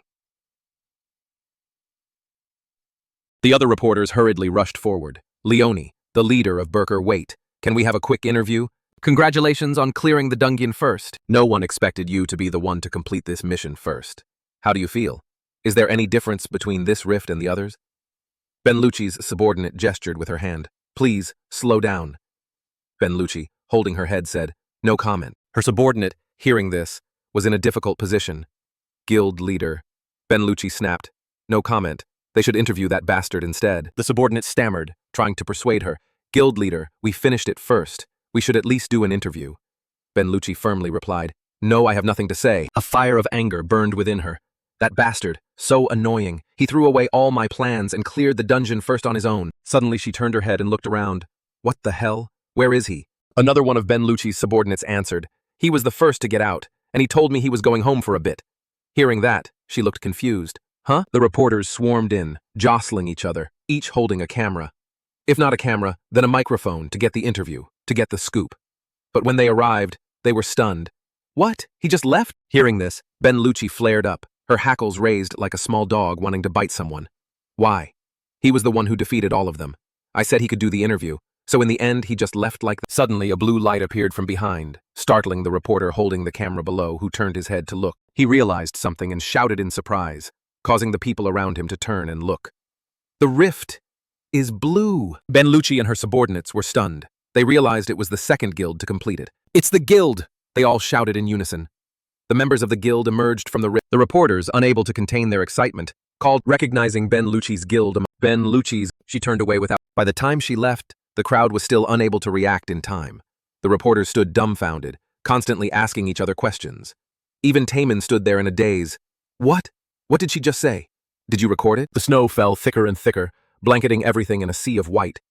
The members of the guild decided to set up a few tents here as a resting point. Inside the tent, Cheomin and Taemin were each holding a cup of instant noodles, eating and watching the news on a computer screen. The news featured an exclusive interview today about the first rift of the new update, the suburban territory. On the screen was an image of Benlucci before she left. Her words were recorded by the reporters. "It seems that guild isn't the only skilled guild in South Korea." Cholmin, holding his cup of noodles and about to take another bite, was stunned and couldn't believe what he heard. Did she really say that? Taemin, on the other hand, was furious. Her words had completely provoked him. "I told you so." She looked at me with disdain and said that. She conquered it first, and that's all she said for the interview. They only finished a little bit before us. He couldn't hear what Taemin was saying anymore. All that was in his mind now was what Benlucci had said earlier. The guild isn't the only good guild in Korea. The more he talked, the angrier he got. I was just starting to get an impression of Burker, and then she spews that nonsense. Is there any guild in Korea that can compare to the guild? Damn it. He couldn't swallow his noodles anymore. He immediately handed his half-eaten cup of noodles to the young man sitting across from him. The young man's eyes lit up with excitement. Really? Then I'll eat it. But the joy didn't last long. He immediately burst into tears. You already ate it all! Chil-min slowly opened his mouth and said, I think she meant that they encountered a Korean player in that rift. Hearing that, Taemin put on a gossipy expression. Huh? Who? Those guys from the mythology guild? Or that guy ranked 41st in the world? He immediately retorted, No, I don't think so. They're still in the rift now. Taemin, seeing this, was happy, but he immediately changed his attitude. He changed his mind faster than flipping a pancake. 1 second he was cheerful, the next he was furiously shouting, No, then who could it be? He pondered, feigning ignorance. I'm not sure anymore. A Korean who's even better than the guild. There's the only person I can think of. Although he had a vague idea of who it was, he didn't reveal it to Taemin. Meanwhile, at Granfell's apartment, in the bathroom, steam billowed endlessly. Granfell was enjoying the comfortable feeling. His body proportions were very good, broad shoulders, a slim waist, and he had genuine 8-pack abs. Hoyol was showering and enjoying it. A warm bath is the best. This is the true meaning of life. Granfell, who was drying his hair, saw this and felt disgusted. How shameful. Hoyol felt very satisfied. After the shower, he felt as if he had been reborn. Now I'll go to sleep for a bit and... Ignoring Hoyol's rambling, Granfell suddenly stood still, lost in thought. I don't know what Granfell was thinking, but he was staring at the bed. Hoyol asked, What's wrong? It's not what I think it is it? Please say no. Just as Hoyol had feared, Granfell immediately took on the role of a capable mother. He put on an apron, a mask, and held a feather duster, ready for a cleaning campaign. I was only gone for a little while, and the house is so dusty. Seeing this, Hoyol could only scream in despair. Please rest, you psycho. Cups, bowls, and plates were cleaned spotless by Granfell. Not a speck of dust could be seen clinging to any corner. The fragrant steam of tea rose. Granfell was leisurely enjoying his tea after the cleaning campaign, while Hoyol was speechless with admiration. He even cooked a meal that was out of this world. Amazing. No longer paying attention to Granfell, Hoyol began to browse the system panel. Anyway, I don't feel sleepy anymore, he pondered. Is this all the loot? There's nothing really useful right now. And the level. 86. It seems I've gained 19 levels. Hoyol sat staring at the system panel. If he conquered the rift with the highest difficulty, there wouldn't just be this much. In return, it was too dangerous. His eyes suddenly sharpened. Magic consumes less mana than skills, and because of that, I can use more magic, and it's much better than the skills I have. Granfell saw this and said, But the mana recovery time is extremely slow. Hoyol opened his mouth faintly. Hoyol touched his chin, his expression uncertain. Well, that can't be helped. We don't have any accessories or items that can boost mana. And from the beginning, demon hunters have always been a class with very few benefits, with no skills related to mana recovery. If it weren't for that group of people, things would have been worse. He suddenly remembered Ben Lucci's group. He thought of her as a biting puppy, that aggressive girl. I should thank them if I knew who they were. Granfell suddenly said, It's because we're lacking. That one sentence jolted him awake. Hoyol suddenly broke out in a cold sweat, his eyes fixed on Granfell. Hoyol didn't know the meaning of humility. If someone underestimated him, he would find a way to prove himself. On the other hand, if someone overestimates him, he will meet their expectations and make it a reality. Why did I suddenly remember the characteristics I used to write about him? Granfell, neither fast nor slow, uttered a shocking sentence. The next rift will be the territory of the Count's family. He stood up directly, leaving Hoyol no time to stop him. We don't have time to relax. We can't just rely on magic. We need to do better in combat. And I've found a suitable trial for today. Hoyol was surprised to hear that. He pieced the events together and realized everything. That's right. The players who fought with us. And that short-haired girl with the pair of blades is the most noteworthy one. If I could copy that player's movements. His finger slowly glided over the system. But I don't know what you're doing. But stop. Hoyol, tense and sweating, looked at Granfell. Looking at the things the system panel presented, Granfell was serious, feeling it was quite good. The basics are the most important. But Hoyol wasn't like that. He was crying his eyes out, his expression showing no interest in this. On the contrary, he had a sense of unease. Granfell wouldn't let him off easy. He immediately put on an apron and gloves. Wash the dishes first. As soon as the dishes are done, we'll start training. Hoyol was petrified on the spot. Then when do I get to sleep? He had never felt that sleep was more precious than gold as he did at this moment. The full moon illuminated the entire sky. Although it was late, a few rooms in the apartment buildings were still lit. The street was extremely deserted. Besides him jogging, there was no one else in sight. He was wearing Bluetooth headphones and running tirelessly. This is the midnight radio station. Even though it's very late, we still have a lot of listeners. Even though he was sweating profusely, he kept on running. Hoyol, on the other hand, had only one wish at this moment: to sleep. "Please let me sleep," he cried out in despair. "How was everyone's day?" Before he could finish, another news report interrupted. "Breaking news!" Granfell stopped because of it. On the news ticker, the anchor was announcing, "Currently, 95% of the suburban territory has been conquered, and soon the Count's territory will be opened for raids." The two anchors were constantly discussing. According to the information we just received, the destruction progress of the Count's territory suddenly jumped to 60%, even though it hasn't been opened yet. At this rate, the Count's territory might collapse. Therefore, experts are expressing deep concern about this issue. A young man in a red hat, holding a phone, heard this news with a look of utter shock. The members of the guild also had a dazed expression. Taemin, who was brushing his teeth, had to run out to get an update on the situation. He gritted his teeth in annoyance. "This is absurd. It's only been a day, and the destruction progress is already at 60%?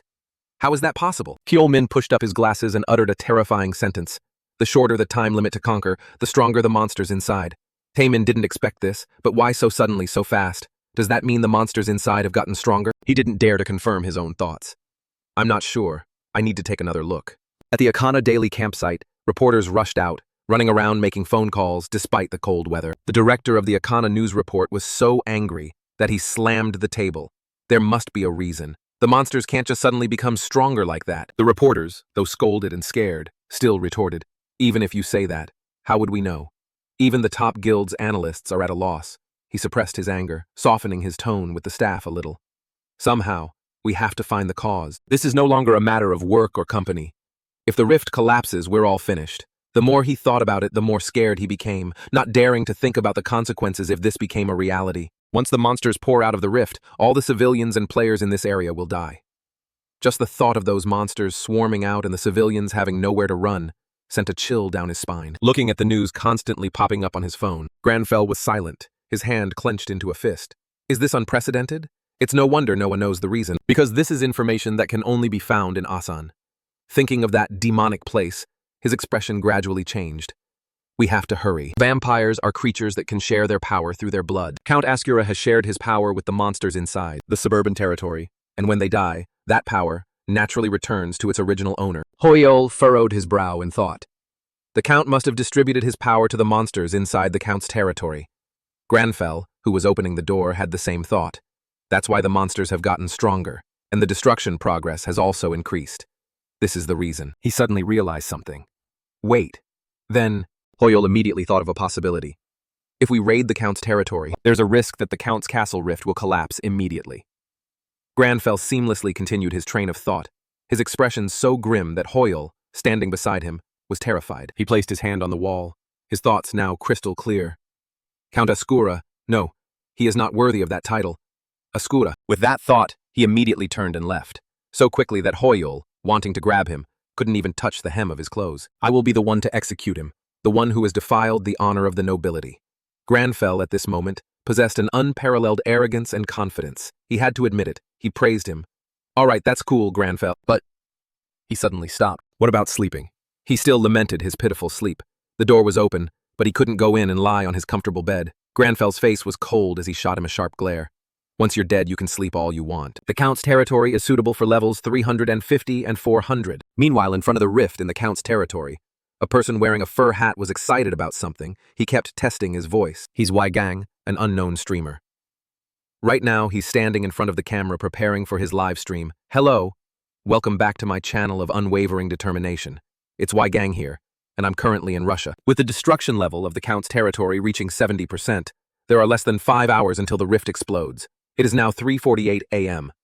There are still many guilds in front of the rift, even though it's very late." Weigang, despite the danger, ran to the scene to broadcast his live stream. He was extremely excited about this. But wait, there's some very interesting information. Even though he was enthusiastic about this live stream, the viewers weren't very interested.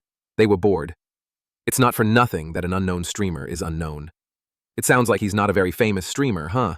The taunts kept appearing on the screen, but he pretended not to care and continued to review for the viewers.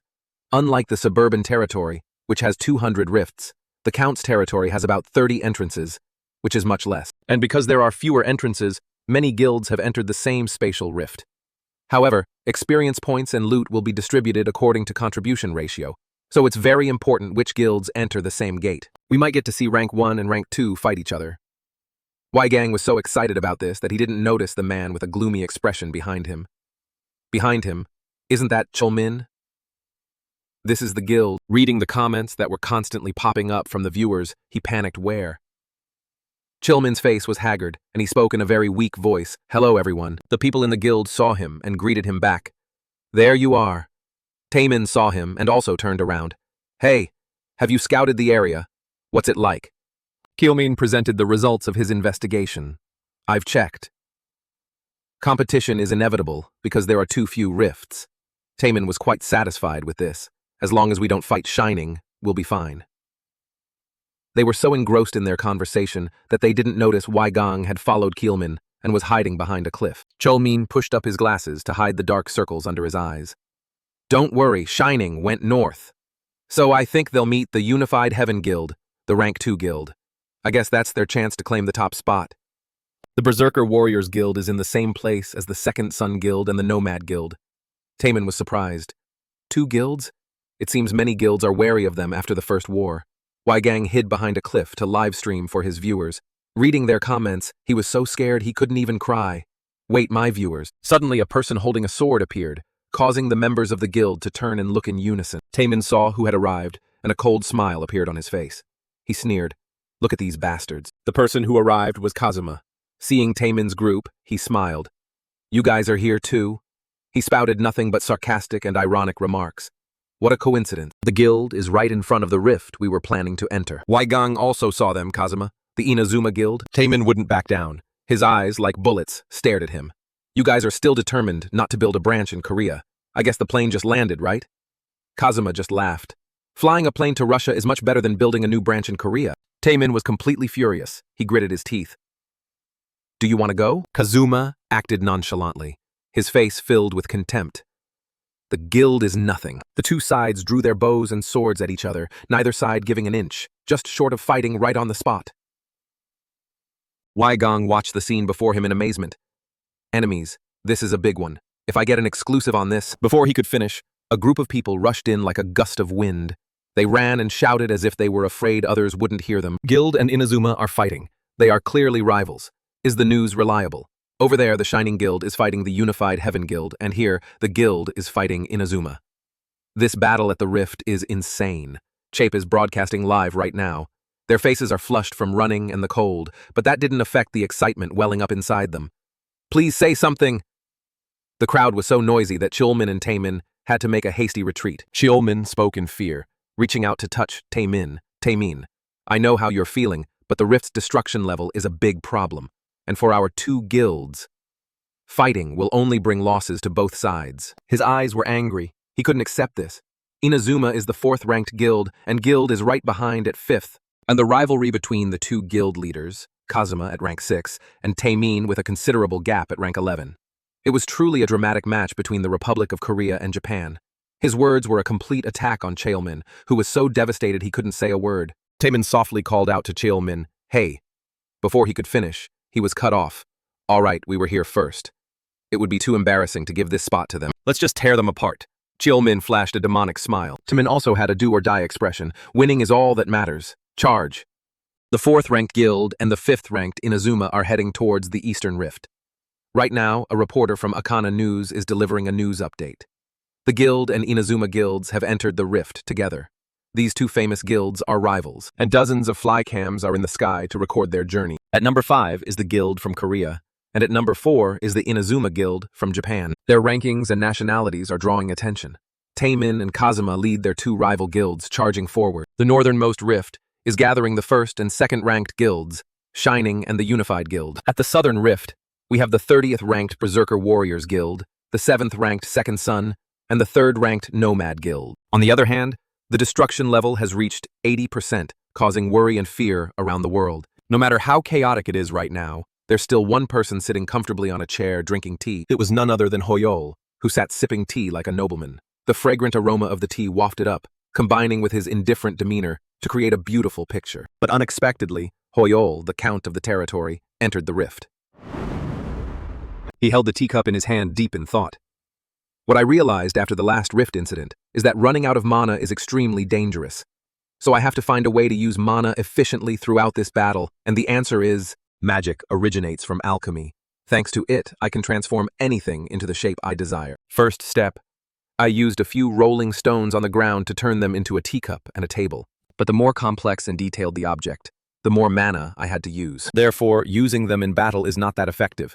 Basically, trying too hard is overdoing it. He realized the shortcomings of using this technique. And there's one thing I realized when I thought about this. Hoyeol was so lost in thought that he didn't notice the monsters approaching. They were the soldiers of Count Ascura, and they looked at him with hungry eyes. Is the Count's authority all you have? He suddenly turned around and pointed his hand straight at them. How pitiful. He set up a magic array, using only one move to destroy them. The monsters, caught off guard, were pulled into the formation. They could only scream in terror. That is, return to dust. Hoyle's eyes were cold as he looked at them. He threw a punch, and when he used return to original state, the technique he used was so powerful that the cliffs all crumbled. It hardly cost any mana. Regression magic, that's what I call it. Seeing this, Hoyle could only shake his head in exasperation. Do we really need such a fancy name for it? Meanwhile, elsewhere, a fierce battle was raging. Everything around them was turning to smoke and dust. Taemin's group had also just finished dealing with the monsters. He pondered, meanwhile, there's something very strange in the deepest part of the Count's territory. Why are there so few of them? I only killed 10 of them on my way here. It's unreasonably few. Suddenly, a voice interrupted his train of thought. Guild leader, I have observed the surroundings, and Inazuma has also sent people to do the same. The person who arrived was a very attractive girl with green hair. She reported the situation to Taemin. I don't think they've killed even 10 since they entered. Is the situation on their side the same? From the beginning, we went in opposite directions, but both guilds only killed that many? Does that make sense? While the two were talking, a group of people approached. Kazuma spoke up, Hey Taemin. Hearing his voice, he turned around. When Kazuma opened his mouth, it was all sarcastic remarks. It's really peaceful here, isn't it? The girl in Taemin's team, flustered, covered her face. Are they following me? Taemin, on the other hand, was clearly furious. Why do you keep acting like we're friends? Kazuma wasn't scared at all. On the contrary, he was very playful and provocative. I don't understand why Taemin-san hates me so much. It makes me want to kill you. Oh, really? In that case. Taemin wanted to fight him. Taemin, is that you? Suddenly, Chelmin called him via Bluetooth. He ignored Kazuma and turned to talk to Chulmin elsewhere. I'm almost done with the Dungian analysis. Where are you now? I can't send the video. Right now, I'm in some ruins. It looks like a square, I think. He wasn't sure of his exact location either. Cheolmin asked in surprise. A square? A city square? Yeah, so what? Taemin didn't realize the seriousness of the situation. He shouted excitedly. Get out of there now! Hurry! Before they could understand, a gust of wind suddenly blew, kicking up dust and obscuring their vision. It was only then that Taemin realized the soldiers of Count Ascura had appeared. They're not ordinary soldiers. They're level 350 knights? Damn it! Someone couldn't help but curse. Not only are they not soldiers, but they're also level 350 knights. Damn it! Someone couldn't help but curse. We're surrounded! Taemin cried out in panic. The whole team, get in position to engage. A cavalry unit? Kazuma sneered. Taemin couldn't help but worry. Damn it. On a plane like this, the attack power of a whole cavalry unit is multiplied several times. Even if the tanks stood guard at the front line, they would still suffer fatal wounds. What to do? Kazuma, who was standing behind, suddenly spoke up. Hey Taemin, I don't really like this idea, but can you cover my back? Suddenly, someone's voice hurriedly shouted, Guild leader, there are enemies behind us too. A horde of monsters was charging towards them at a dizzying speed. No! There are enemies on all sides. It was only then that they began to feel fear, surrounded by monsters on all sides. At this point, even if they had wings, it would be difficult to escape. Taemin, are you listening? The Unified Heaven Guild also suffered heavy casualties from a cavalry ambush. Don't try to fight them on the open plain. Retreat. Lure them into a narrow alley. Chaelmin's reminder brought Taemin's panicked mind back to reality. Retreat? Looking at the horde of monsters relentlessly charging towards him, he didn't know what to do. Where to? Suddenly, a magic formation appeared out of nowhere, destroying everything around where Taemin was standing. Taemin and Kazuma's group were stunned. This one move instantly killed the monsters. It was only then that they regained their composure. He couldn't help but curse. What the hell was that? A stone wall? No, it's a pillar. They stared in amazement at the scene before them, while the monsters could only let out pitiful cries. Taemin couldn't describe his feelings at that moment. Who would have thought? A figure appeared behind them, causing them all to turn their heads to look. Cholman, sitting in his room, saw the person appear on his computer screen. He was astonished. That person must be... But it's impossible. But Taemin's group didn't know the identity of the person who had arrived. He didn't introduce himself to them, but stood there coldly and arrogantly. Someone recognized him, Hoyol. It was only then that he glanced at them. And at this moment, yes, hello everyone. This is Weigang TV. Weigang was still continuing his streaming journey. He sat on the edge of a rock and apologized to his viewers. I was a little late because I had to use the restroom. I'll continue to follow the guild. Ah, there are some footprints here. Are they from the guild? These are footprints from 5 minutes ago. The comment section was constantly filled with taunts directed at him. What's this? Really? Is that so? Reading the constant comments telling him to go live stream another guild to boost his views made him excited. He was visibly happy. You guys know how to stream better than I do.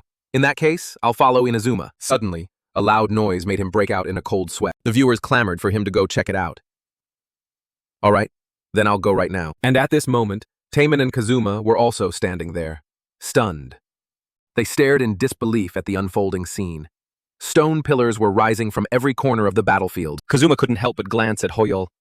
Who is that guy? He did that without a single incantation? How much mana does he have? And what's more, he's wearing trousers and dress shoes? He didn't even bring any weapons. Looking at Hoyol standing there with an indifferent expression. Who is he? He felt a certain degree of apprehension. Suddenly, a shout from a team member interrupted his thoughts. Guild leader, the enemy is advancing between the pillars. The monsters were not letting up and were pressing forward even more. Taemin, seeing this, was surprised. No, the stone pillars are holding back the horses. Taemin covered his face, his expression unclear, and uttered a sentence to Granfell. I'll thank you. After that, his face looked extremely fierce, very intimidating. With those stone pillars, this battle is winnable. Without much thought, he charged directly at the cavalry. He cleaved them in two with a single slash, and they immediately fell. Kazuma's group didn't hesitate either, and charged forward. There's an opportunity! Kill them all! Each and every one of them surged forward with fervent determination, hacking and slashing at the horde of monsters. Weigang, holding his phone and live streaming, saw this scene and his jaw drop. What just happened? That was an amazing help. Is he a mage? When he appeared, the comment section exploded. In addition, a monster that wasn't afraid of death charged at Granfell. He killed it without even breaking a sweat. Regression magic. He's fighting that cavalry group all by himself. This completely shocked the gossip-loving netizens. Weigang was no exception. He was astounded. Can everyone see that clearly? I don't even know if what's in front of me is real. He looked at the monsters with sharp eyes. Granfell gripped the dagger in his hand, staring at the monster that still had a breath of life left in it. He was thinking about what the right thing to do was. I don't want to lose its durability. The viewers just assume he's enjoying the feeling of killing them. What if I interfere with the mana of this dagger to transform it, and then restore it to its original state? Wouldn't the durability also return to its original state? When I turned a stone into a teacup, it had the durability of a teacup. If I use return to original state, it will become a stone with no stats again. If the return to original state spell really does return an object to its original state, then it's feasible. A pool of blood splattered, returned to its original state. Granfell was very excited about this. Now I don't have to pay for repairs anymore. Taemin also glanced over this way. Good job. That was great. Everyone fought well. Now loot to your heart's content. The team members cheered relentlessly. Only Taemin stood there in silence. Granfell was even more at ease now, holding a teacup that appeared out of nowhere and enjoying it amidst this chaotic scene. Cheol Min also spoke up at this time. Taemin, that person is... Before he could finish, I know. I heard everything you said earlier. Meeting him in person, I want him to join even more. I definitely don't want him to join any other guild, especially since the Inazuma side has seen everything. Counting down from 10, let's see what offer we can make him. Excuse me. The voice made Granfell pause in his tea drinking. Hello, I'm Weigang. Seeing him, he frowned in disgust. Can I interview you for a moment? He looked at the boy with no warmth in his eyes. The comment section exploded when they saw Granfell's cold gaze. A group of people ran up to him with excited faces. Ah, here he is. They didn't pay attention to Weigang, directly crushing him under their hands. They spared no praise for Granfell and asked him 1001 questions. You're really amazing. Are you Korean or Japanese? Are you in a guild? If not, you should join our Inazuma guild. You're attacking alone? What's your name? Taemin directly advanced, ignoring their reactions. Get out of the way. He put on a smiling face for Granfell. Hello, I've heard a lot about you. I'm Taemin, from the guild. I sent you a message before, recruiting you to the guild. Granfell didn't pay attention and threw out a sentence. You really have no respect. Taemin momentarily forgot how to react, and the people behind him were just as surprised. His answer was like a ticking time bomb to them. Therefore, I will not answer any questions. Get out of my sight now. The atmosphere froze, and the entire process was broadcast live, giving the gossip mongers a thrill. Look at him, he's so cool. And at that moment, Granfell and Locke were both featured on the news ticker. Mysterious player declines interview due to rudeness. Shining, the first guild to complete the Count's territory. At the Shining Guild stronghold, they were also watching the news. Locke rewatched the video of the monster slaughter as if lost in thought. He turned to the people next to him and asked, "What's up? What do you guys think?" Camilla wasn't very interested in this issue. "Who knows? I'm just an archer." Dimitri, on the other hand, was crying his eyes out. "Even if you ask me 100 times, I still won't know the answer." "Locke, oh Locke, a famous man like you wouldn't understand my feelings. How hard I had to work to get this date. And to be blocked by this hours-long meeting? Just because of a guy like that, I have to cancel my golden date?" Ignoring his complaints, Locke remained lost in his own thoughts. Granfell's picture was shown on the screen, and Camilla immediately admired his beauty. "He's handsome, isn't he? Why the hesitation? Just bring him here." Dimitri was still resentful, so he kept pointing at Locke. "That's right. You're jealous of him, aren't you? You thought everyone would be making a fuss about quelling the rebellion in Count Big's territory, but in the end, it was all just idle chatter about that guy." He asked back, "Jealous?" They still wouldn't stop chattering. "Oh really, but we get a lot of attention too. The captain is very ambitious, you know, Locke. The media making a fuss whenever someone new appears is completely normal. The purpose is just to increase viewership. Anyway, if there's nothing left to say, I'm leaving. I've already rented the entire hotel lounge for my date. I can't wait any longer, I'm out of here." He hurriedly left the meeting room, happily calling his sweetheart. "Hello, I'm on my way." Locke was still in the room, rewatching Granfell's video. Suddenly a voice exclaimed in surprise, "What's this? Wow, how magical. It looks a bit like magic, but there's also something different about it, isn't there?" The person who arrived was Highness. He glanced at her. "You know what magical means too?" Highness stared at the screen thoughtfully. She suddenly broke into a sweet smile as if she had discovered something. Interesting, that person.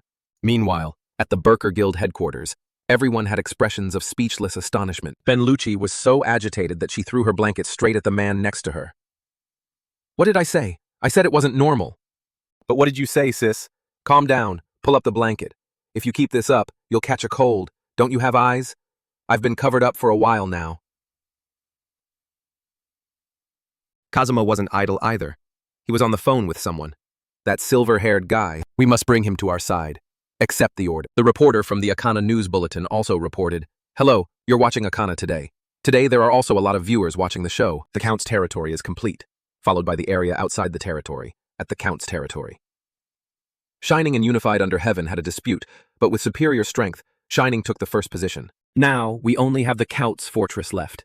The current destruction progress is at 72%, and players from all over the world are flocking here. The rift is in danger, so the situation here is extremely tense. If the fortress rift collapses, we can say goodbye to Russia. Good luck, everyone. Granfell was also holding his triscope to watch the news ticker. The reporter's voice kept droning on, continuing with today's player information. At this moment, his picture was also shown. Look, he's not carrying a weapon, just a jacket and a suit. He really isn't wearing any equipment or accessories. Perhaps he has mana-using equipment, but we don't know, which is why he looks so strange on camera. Or maybe the reason he's not wearing any equipment is because clearing the rift was so effortless that his strength is just too overwhelming. Hoyle shyly thought of the real reason. "I just don't have anything to wear." The reporters continued to comment enthusiastically. "He defeated the enemy with just a snap of his fingers. Is that even possible? We'll ask an expert, Dr. Nambong." The image on the screen now carried his voice. The situation was already dire before he arrived. Everyone knew the problem came from the enemy's mobility, so he changed the terrain. His quick decision saved the guild and Inazuma. But only Hoyol knew the truth. That was all I could do at the time, and then he just stood and watched. He was too kind to the guild and Inazuma, as if to say, "Now it's your time to shine." How can someone be so confident? He's amazing. Hearing that, Hoyle was disgusted. "I ran out of mana. That's what happened." Well, at least they didn't call me an idiot. Anyway, the loot. A rare item. The first one after becoming a player. A cursed item, also known as a demon's item. Once the curse is broken, a random effect will be released. In short, this is a luck-based item. It's an item that most players would throw away. Compared to breaking the curse, it's much more beneficial to find another item. But there is a more effective way to use cursed items. It's to use the exorcism ritual, one of the two privileged skills of a demon hunter. using this item as a sacrifice. The effect of the exorcism ritual is to attack demons without harming the body, but when using a sacrificial object, I can invite a demon to possess my mind. It's like the abnormal effect of demon possession, isn't it?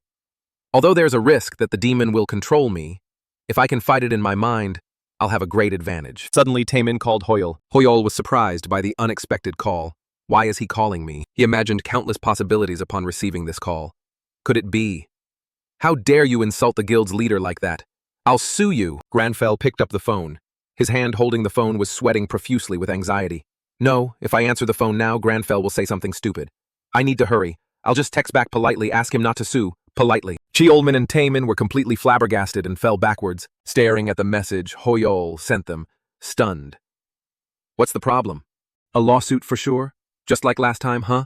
Like déjà vu. They could only sigh deeply. Well, the rift isn't finished yet, Taemin thought. He just wants to apologize for being rude earlier and compensate him. He was completely speechless when he saw the news ticker replaying his conversation with Hoyol. The voices of the crowd kept ringing out, how rude. It's like a fish market. Look at his eyes, he must be furious. But in reality, Granfell's sharp eyes were mainly due to exhaustion from running out of mana. Taemin looked at the message on his phone. Well, we can't say or do anything if he doesn't answer the phone. The matter of Count Askura. How is the destruction process? 83%? Yes, I think we can take a 10-minute break before we go. Just as he finished speaking, a terrifying noise erupted. Taemin frantically turned around. What was that? An earthquake? Cheolmin was stunned by the announcement. Breaking news. The Count's castle suddenly collapsed. The rift's destruction rate is around 80%. But unexpectedly, Russia is rapidly evacuating its population. Emergency situation. The Count's castle has collapsed and appeared in Russia. There are about 200 civilians in the surrounding area. The US and Europe are urging Russia to close its borders. The players are... Taemin's group was suddenly terrified by the sight before them. It was the Count's castle. Suddenly someone appeared behind them. It was none other than Granfell. He wasn't very surprised. So it collapsed. The crowd was stunned to see him appear. That person Isn't that the person from TV? Is he going there? Alone?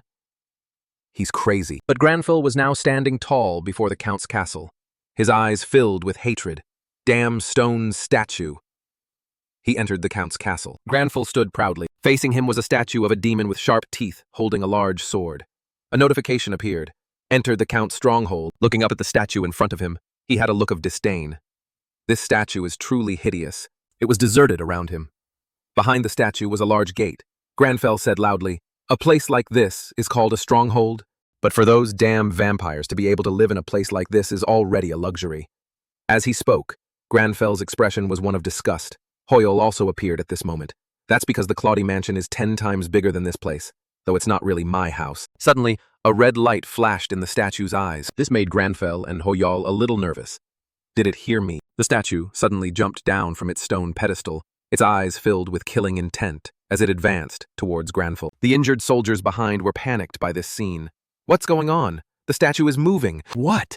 That giant thing looks like it's at least over 10 meters tall. Doesn't that mean that guy is in danger? We should help him.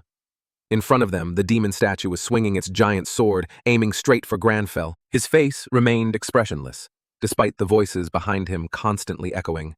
Or should we just abandon our belongings and run for our lives? He saw the giant sword of the demon statue slicing through the air towards him. Granfell's face was cold as he raised his hand and flicked it lightly. The limbs of the demon in front of him were severed, turning into chunks of earth and stone that fell to the ground.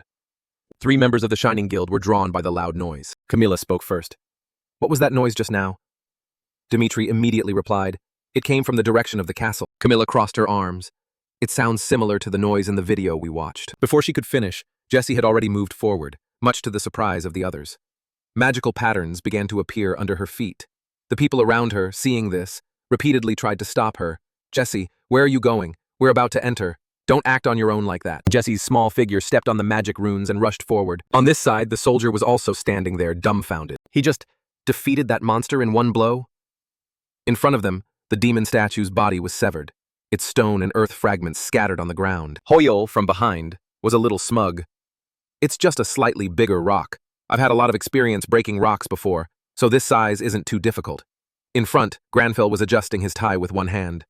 Truly a monument to pathetic quality, from the structure and materials to the work itself. They put a piece of trash in this garden as if it's something to be proud of, something to show off. Hearing these words, Hoyol exclaimed, "That's harsh." Suddenly loud cries echoed from behind. startling Granfell and making him turn around. An army stormed in from the gate, passing through him, shouting relentlessly, "The gatekeeper is dead! This is our chance! Everyone charge!" Hoyol seemed to realize something. The gatekeeper's death was like a signal that spurred everyone into action. Suddenly, a notification appeared that caught Granfell's attention. On the screen, it displayed, "The quest has just been updated. Quest, begin the counterattack." Granfell wondered, "A new quest? Is this the condition to enter the city? But what the hell is the fear of being hunted? Do I have to complete this kind of request?" Granfell thought as he quickened his pace. Behind him, Hoyol still hadn't caught up. "Hey, where are you going?" Granfell replied urgently. "There's no time to hesitate." Looking at his appearance, Hoyol was a little panicked. "Hold on. Think for a second. We can't just charge in and start killing like this. And how are you going to scare them? Count Ascura is level 430, and I'm only level 100. Granfell was just cold, and I'm a demon hunter." Hoyol was a little angry. So what? Suddenly, Granfell became gloomy. Looking at the white room with a candlelit banquet table in front of him, he wondered, what is this place? A banquet hall? Suddenly, something startled Granfell. His eyes filled with terror. The walls were densely covered with portraits of Count Ascura. Looking at those paintings scared Hoyol, and he pressed himself against Granfell's back. The atmosphere was incredibly eerie. On the other side, a sword plunged violently into the ground. Taemin, with both hands on the hilt of his sword, his face veined and panting heavily, announced that the guild had successfully breached the Count's stronghold. He yelled, "Damn it!" There were others behind him. Chilmin's voice called out, "Taemin, are you okay?" Taemin was being treated at the time, his face still beaded with sweat. "I'm fine, just a little out of breath. Ever since I entered this banquet hall full of paintings, I've had the feeling that I'm being watched." As he spoke, he looked up at the portraits of Ascura hanging silently on the walls. On this side, Taemin's voice kept coming through to Chilmin.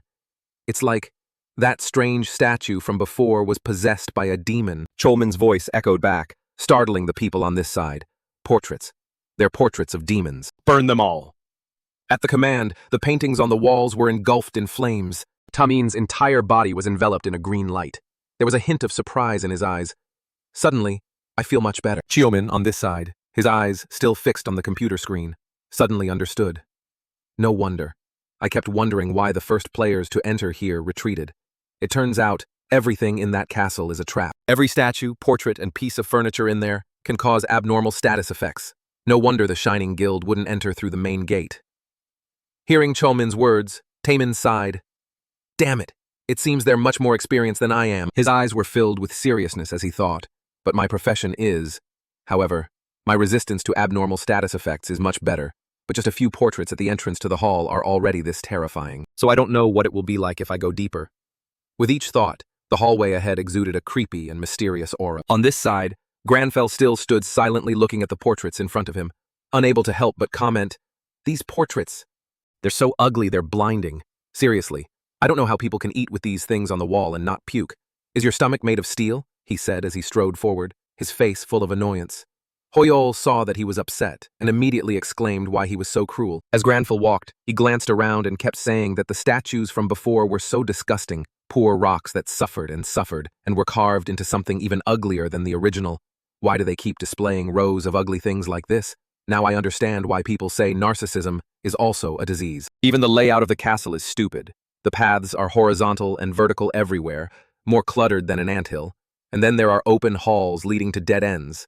I don't know who designed a structure like this. Maybe that guy's head is only used to grow hair. While criticizing him, he raised his hand to his forehead with an extremely helpless expression. Hoyol on the side was a little speechless. "Are you a real estate agent or something?" Suddenly, Granfell's eyes caught sight of something. He looked up. In front of him was a long flight of stairs leading to a large door. He looked at the thing in front of him, his eyes filled with interest. "So this is the place? It stinks to high heaven."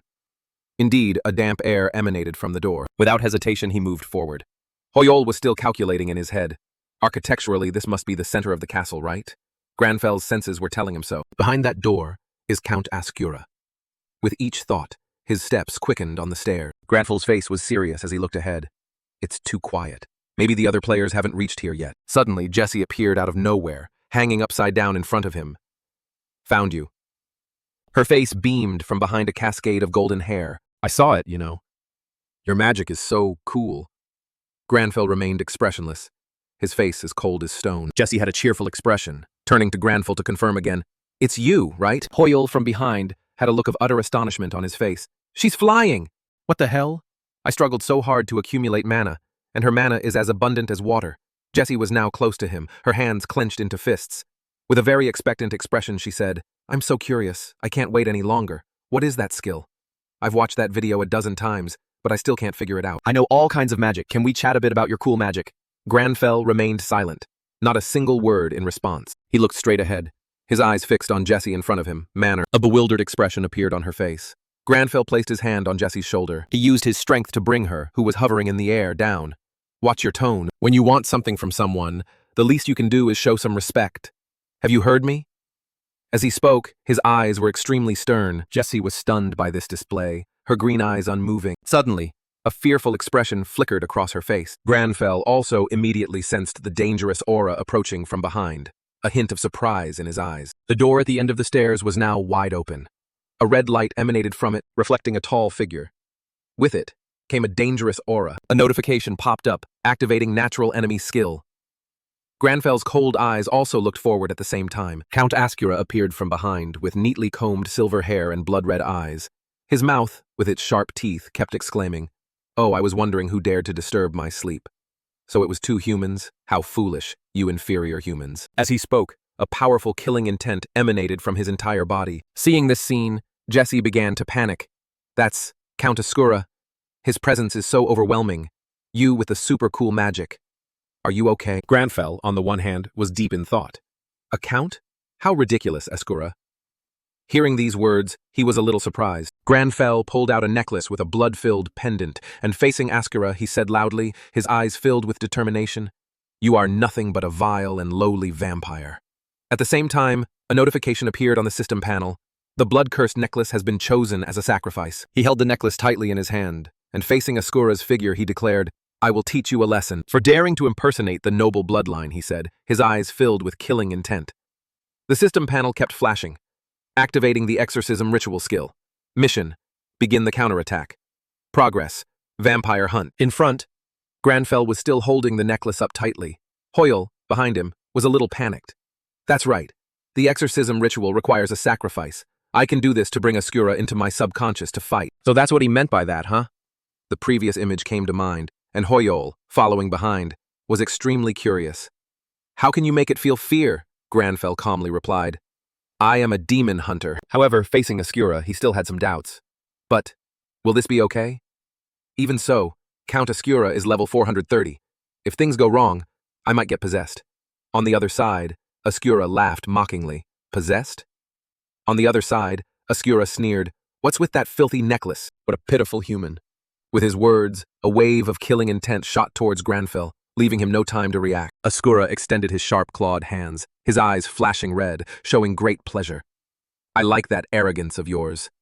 However, you are still nothing more than a lowly insect. Watching the overwhelming power rush forward, Jessie held her hat with one hand. Oh no, Count Ascura is absorbing power from his subordinates. Hoyle, beside her, was no better off. I know it seems the situation is not good. He was already over 300.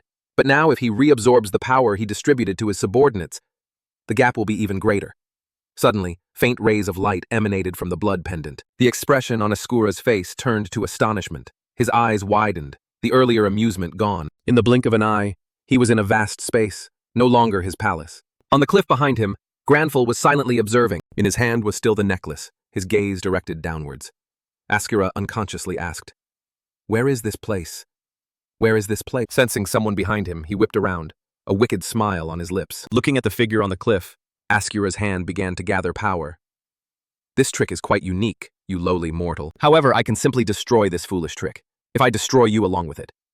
As he spoke, he looked up at the sky, his eyes blazing red, and magical runes appeared accordingly. Sparks rained down from the sky, creating massive explosions. Looking at the scene of smoke and fire before him, Ascura pondered. Looking at the ground covered in heat, constantly emitting smoke, he felt a little smug. I was rather expecting you to provide some entertainment for me, but your body has already turned to dust. I always knew you were just a lowly being. Before he could finish, a smile appeared on Granfell's face. So that's how you see me, Ascura? Seeing Granfell still in place, unscathed, he was a little surprised. Ascura's eyes were bloodshot, his face filled with rage. You. How are you still alive? Granfell looked down from above, triumphant. Look closely, Askura. Let's see who's the one who has to die. Hearing these words, Askura felt a twinge of unease. Suddenly terror appeared in his eyes, and cold sweat dripped down uncontrollably. The image of a defeated Askura appeared before M.A., his eyes devoid of life. This rooted Askura to the spot. His face was filled with terror, sweat pouring down, his mouth constantly stammering. Returning to the real world, Askura was struck and covered his face, releasing an immense wave of killing intent. He looked at the two humans in front of him, disbelieving what he saw. This is absurd, impossible. This must be some kind of trick. Yes, a trick. Tricks like this can be easily broken by me. Askura kept reassuring himself. Jesse, on the other side, still didn't understand what was happening. What's happening? The mage is still standing still, but Count Askura is falling into a rage. Granfell was still wearing a smug smile. Oh my, Askura, it seems you're scared. Askura was still clutching his head, his face terrified, panting heavily. Suddenly he erupted. A large section of the castle roof was blown away. Shut up, you insect! Winds rushed in through the opening. Granfell didn't flinch. He remained standing still. Hoyaol, from behind, looked up at the gap above and exclaimed, "The entire attic of the castle is gone." I almost died. I didn't even have time to react. As he thought this, he felt a chill. Jesse's eyes were filled with admiration. You predicted that last attack would miss, didn't you? You look so relaxed.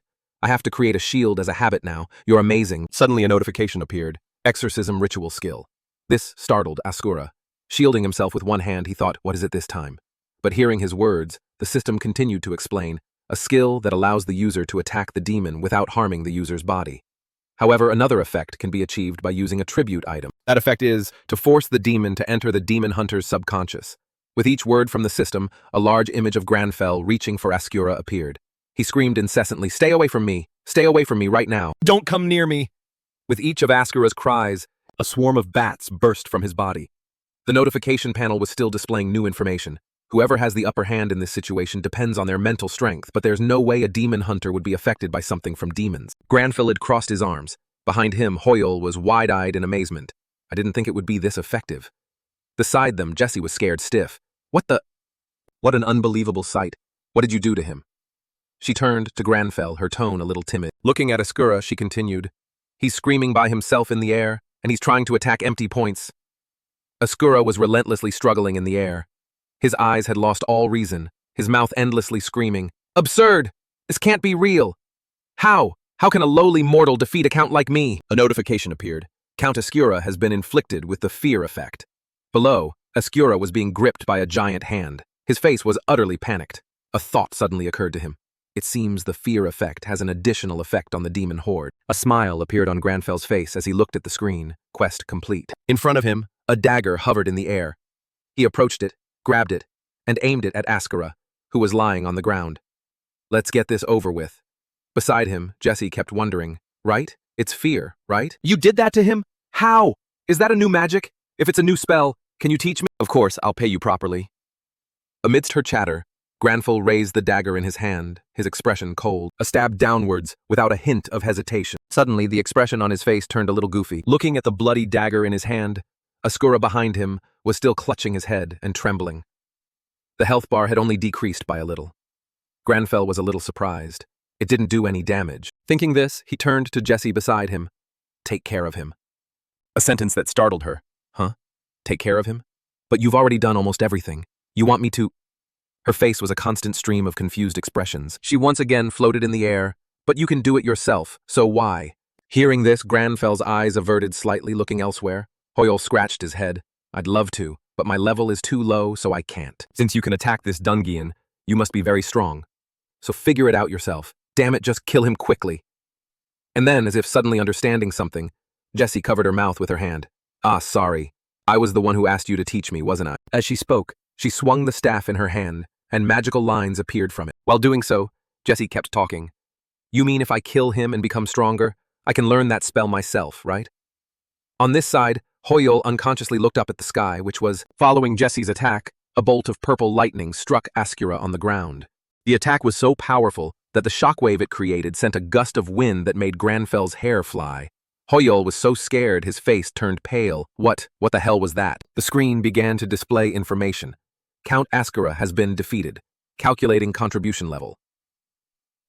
Thanks to your high contribution points, Rewards will be automatically distributed. You have leveled up.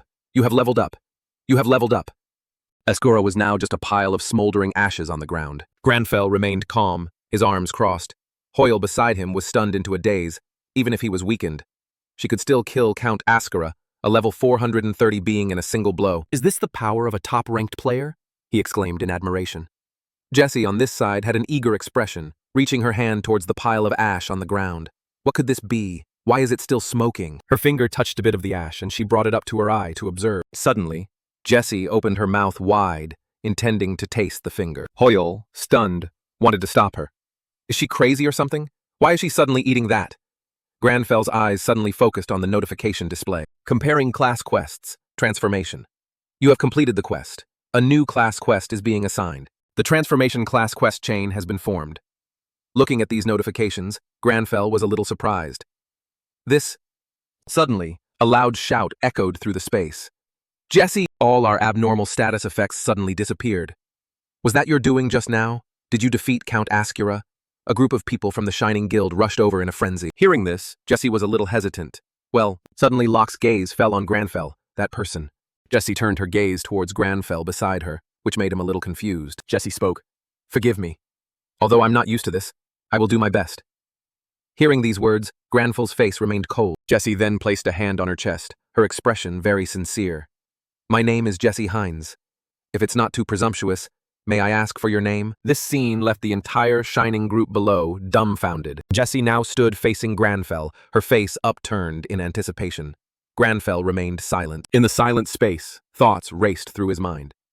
She said, "I'm not a very polite person," but she was willing to change and learn.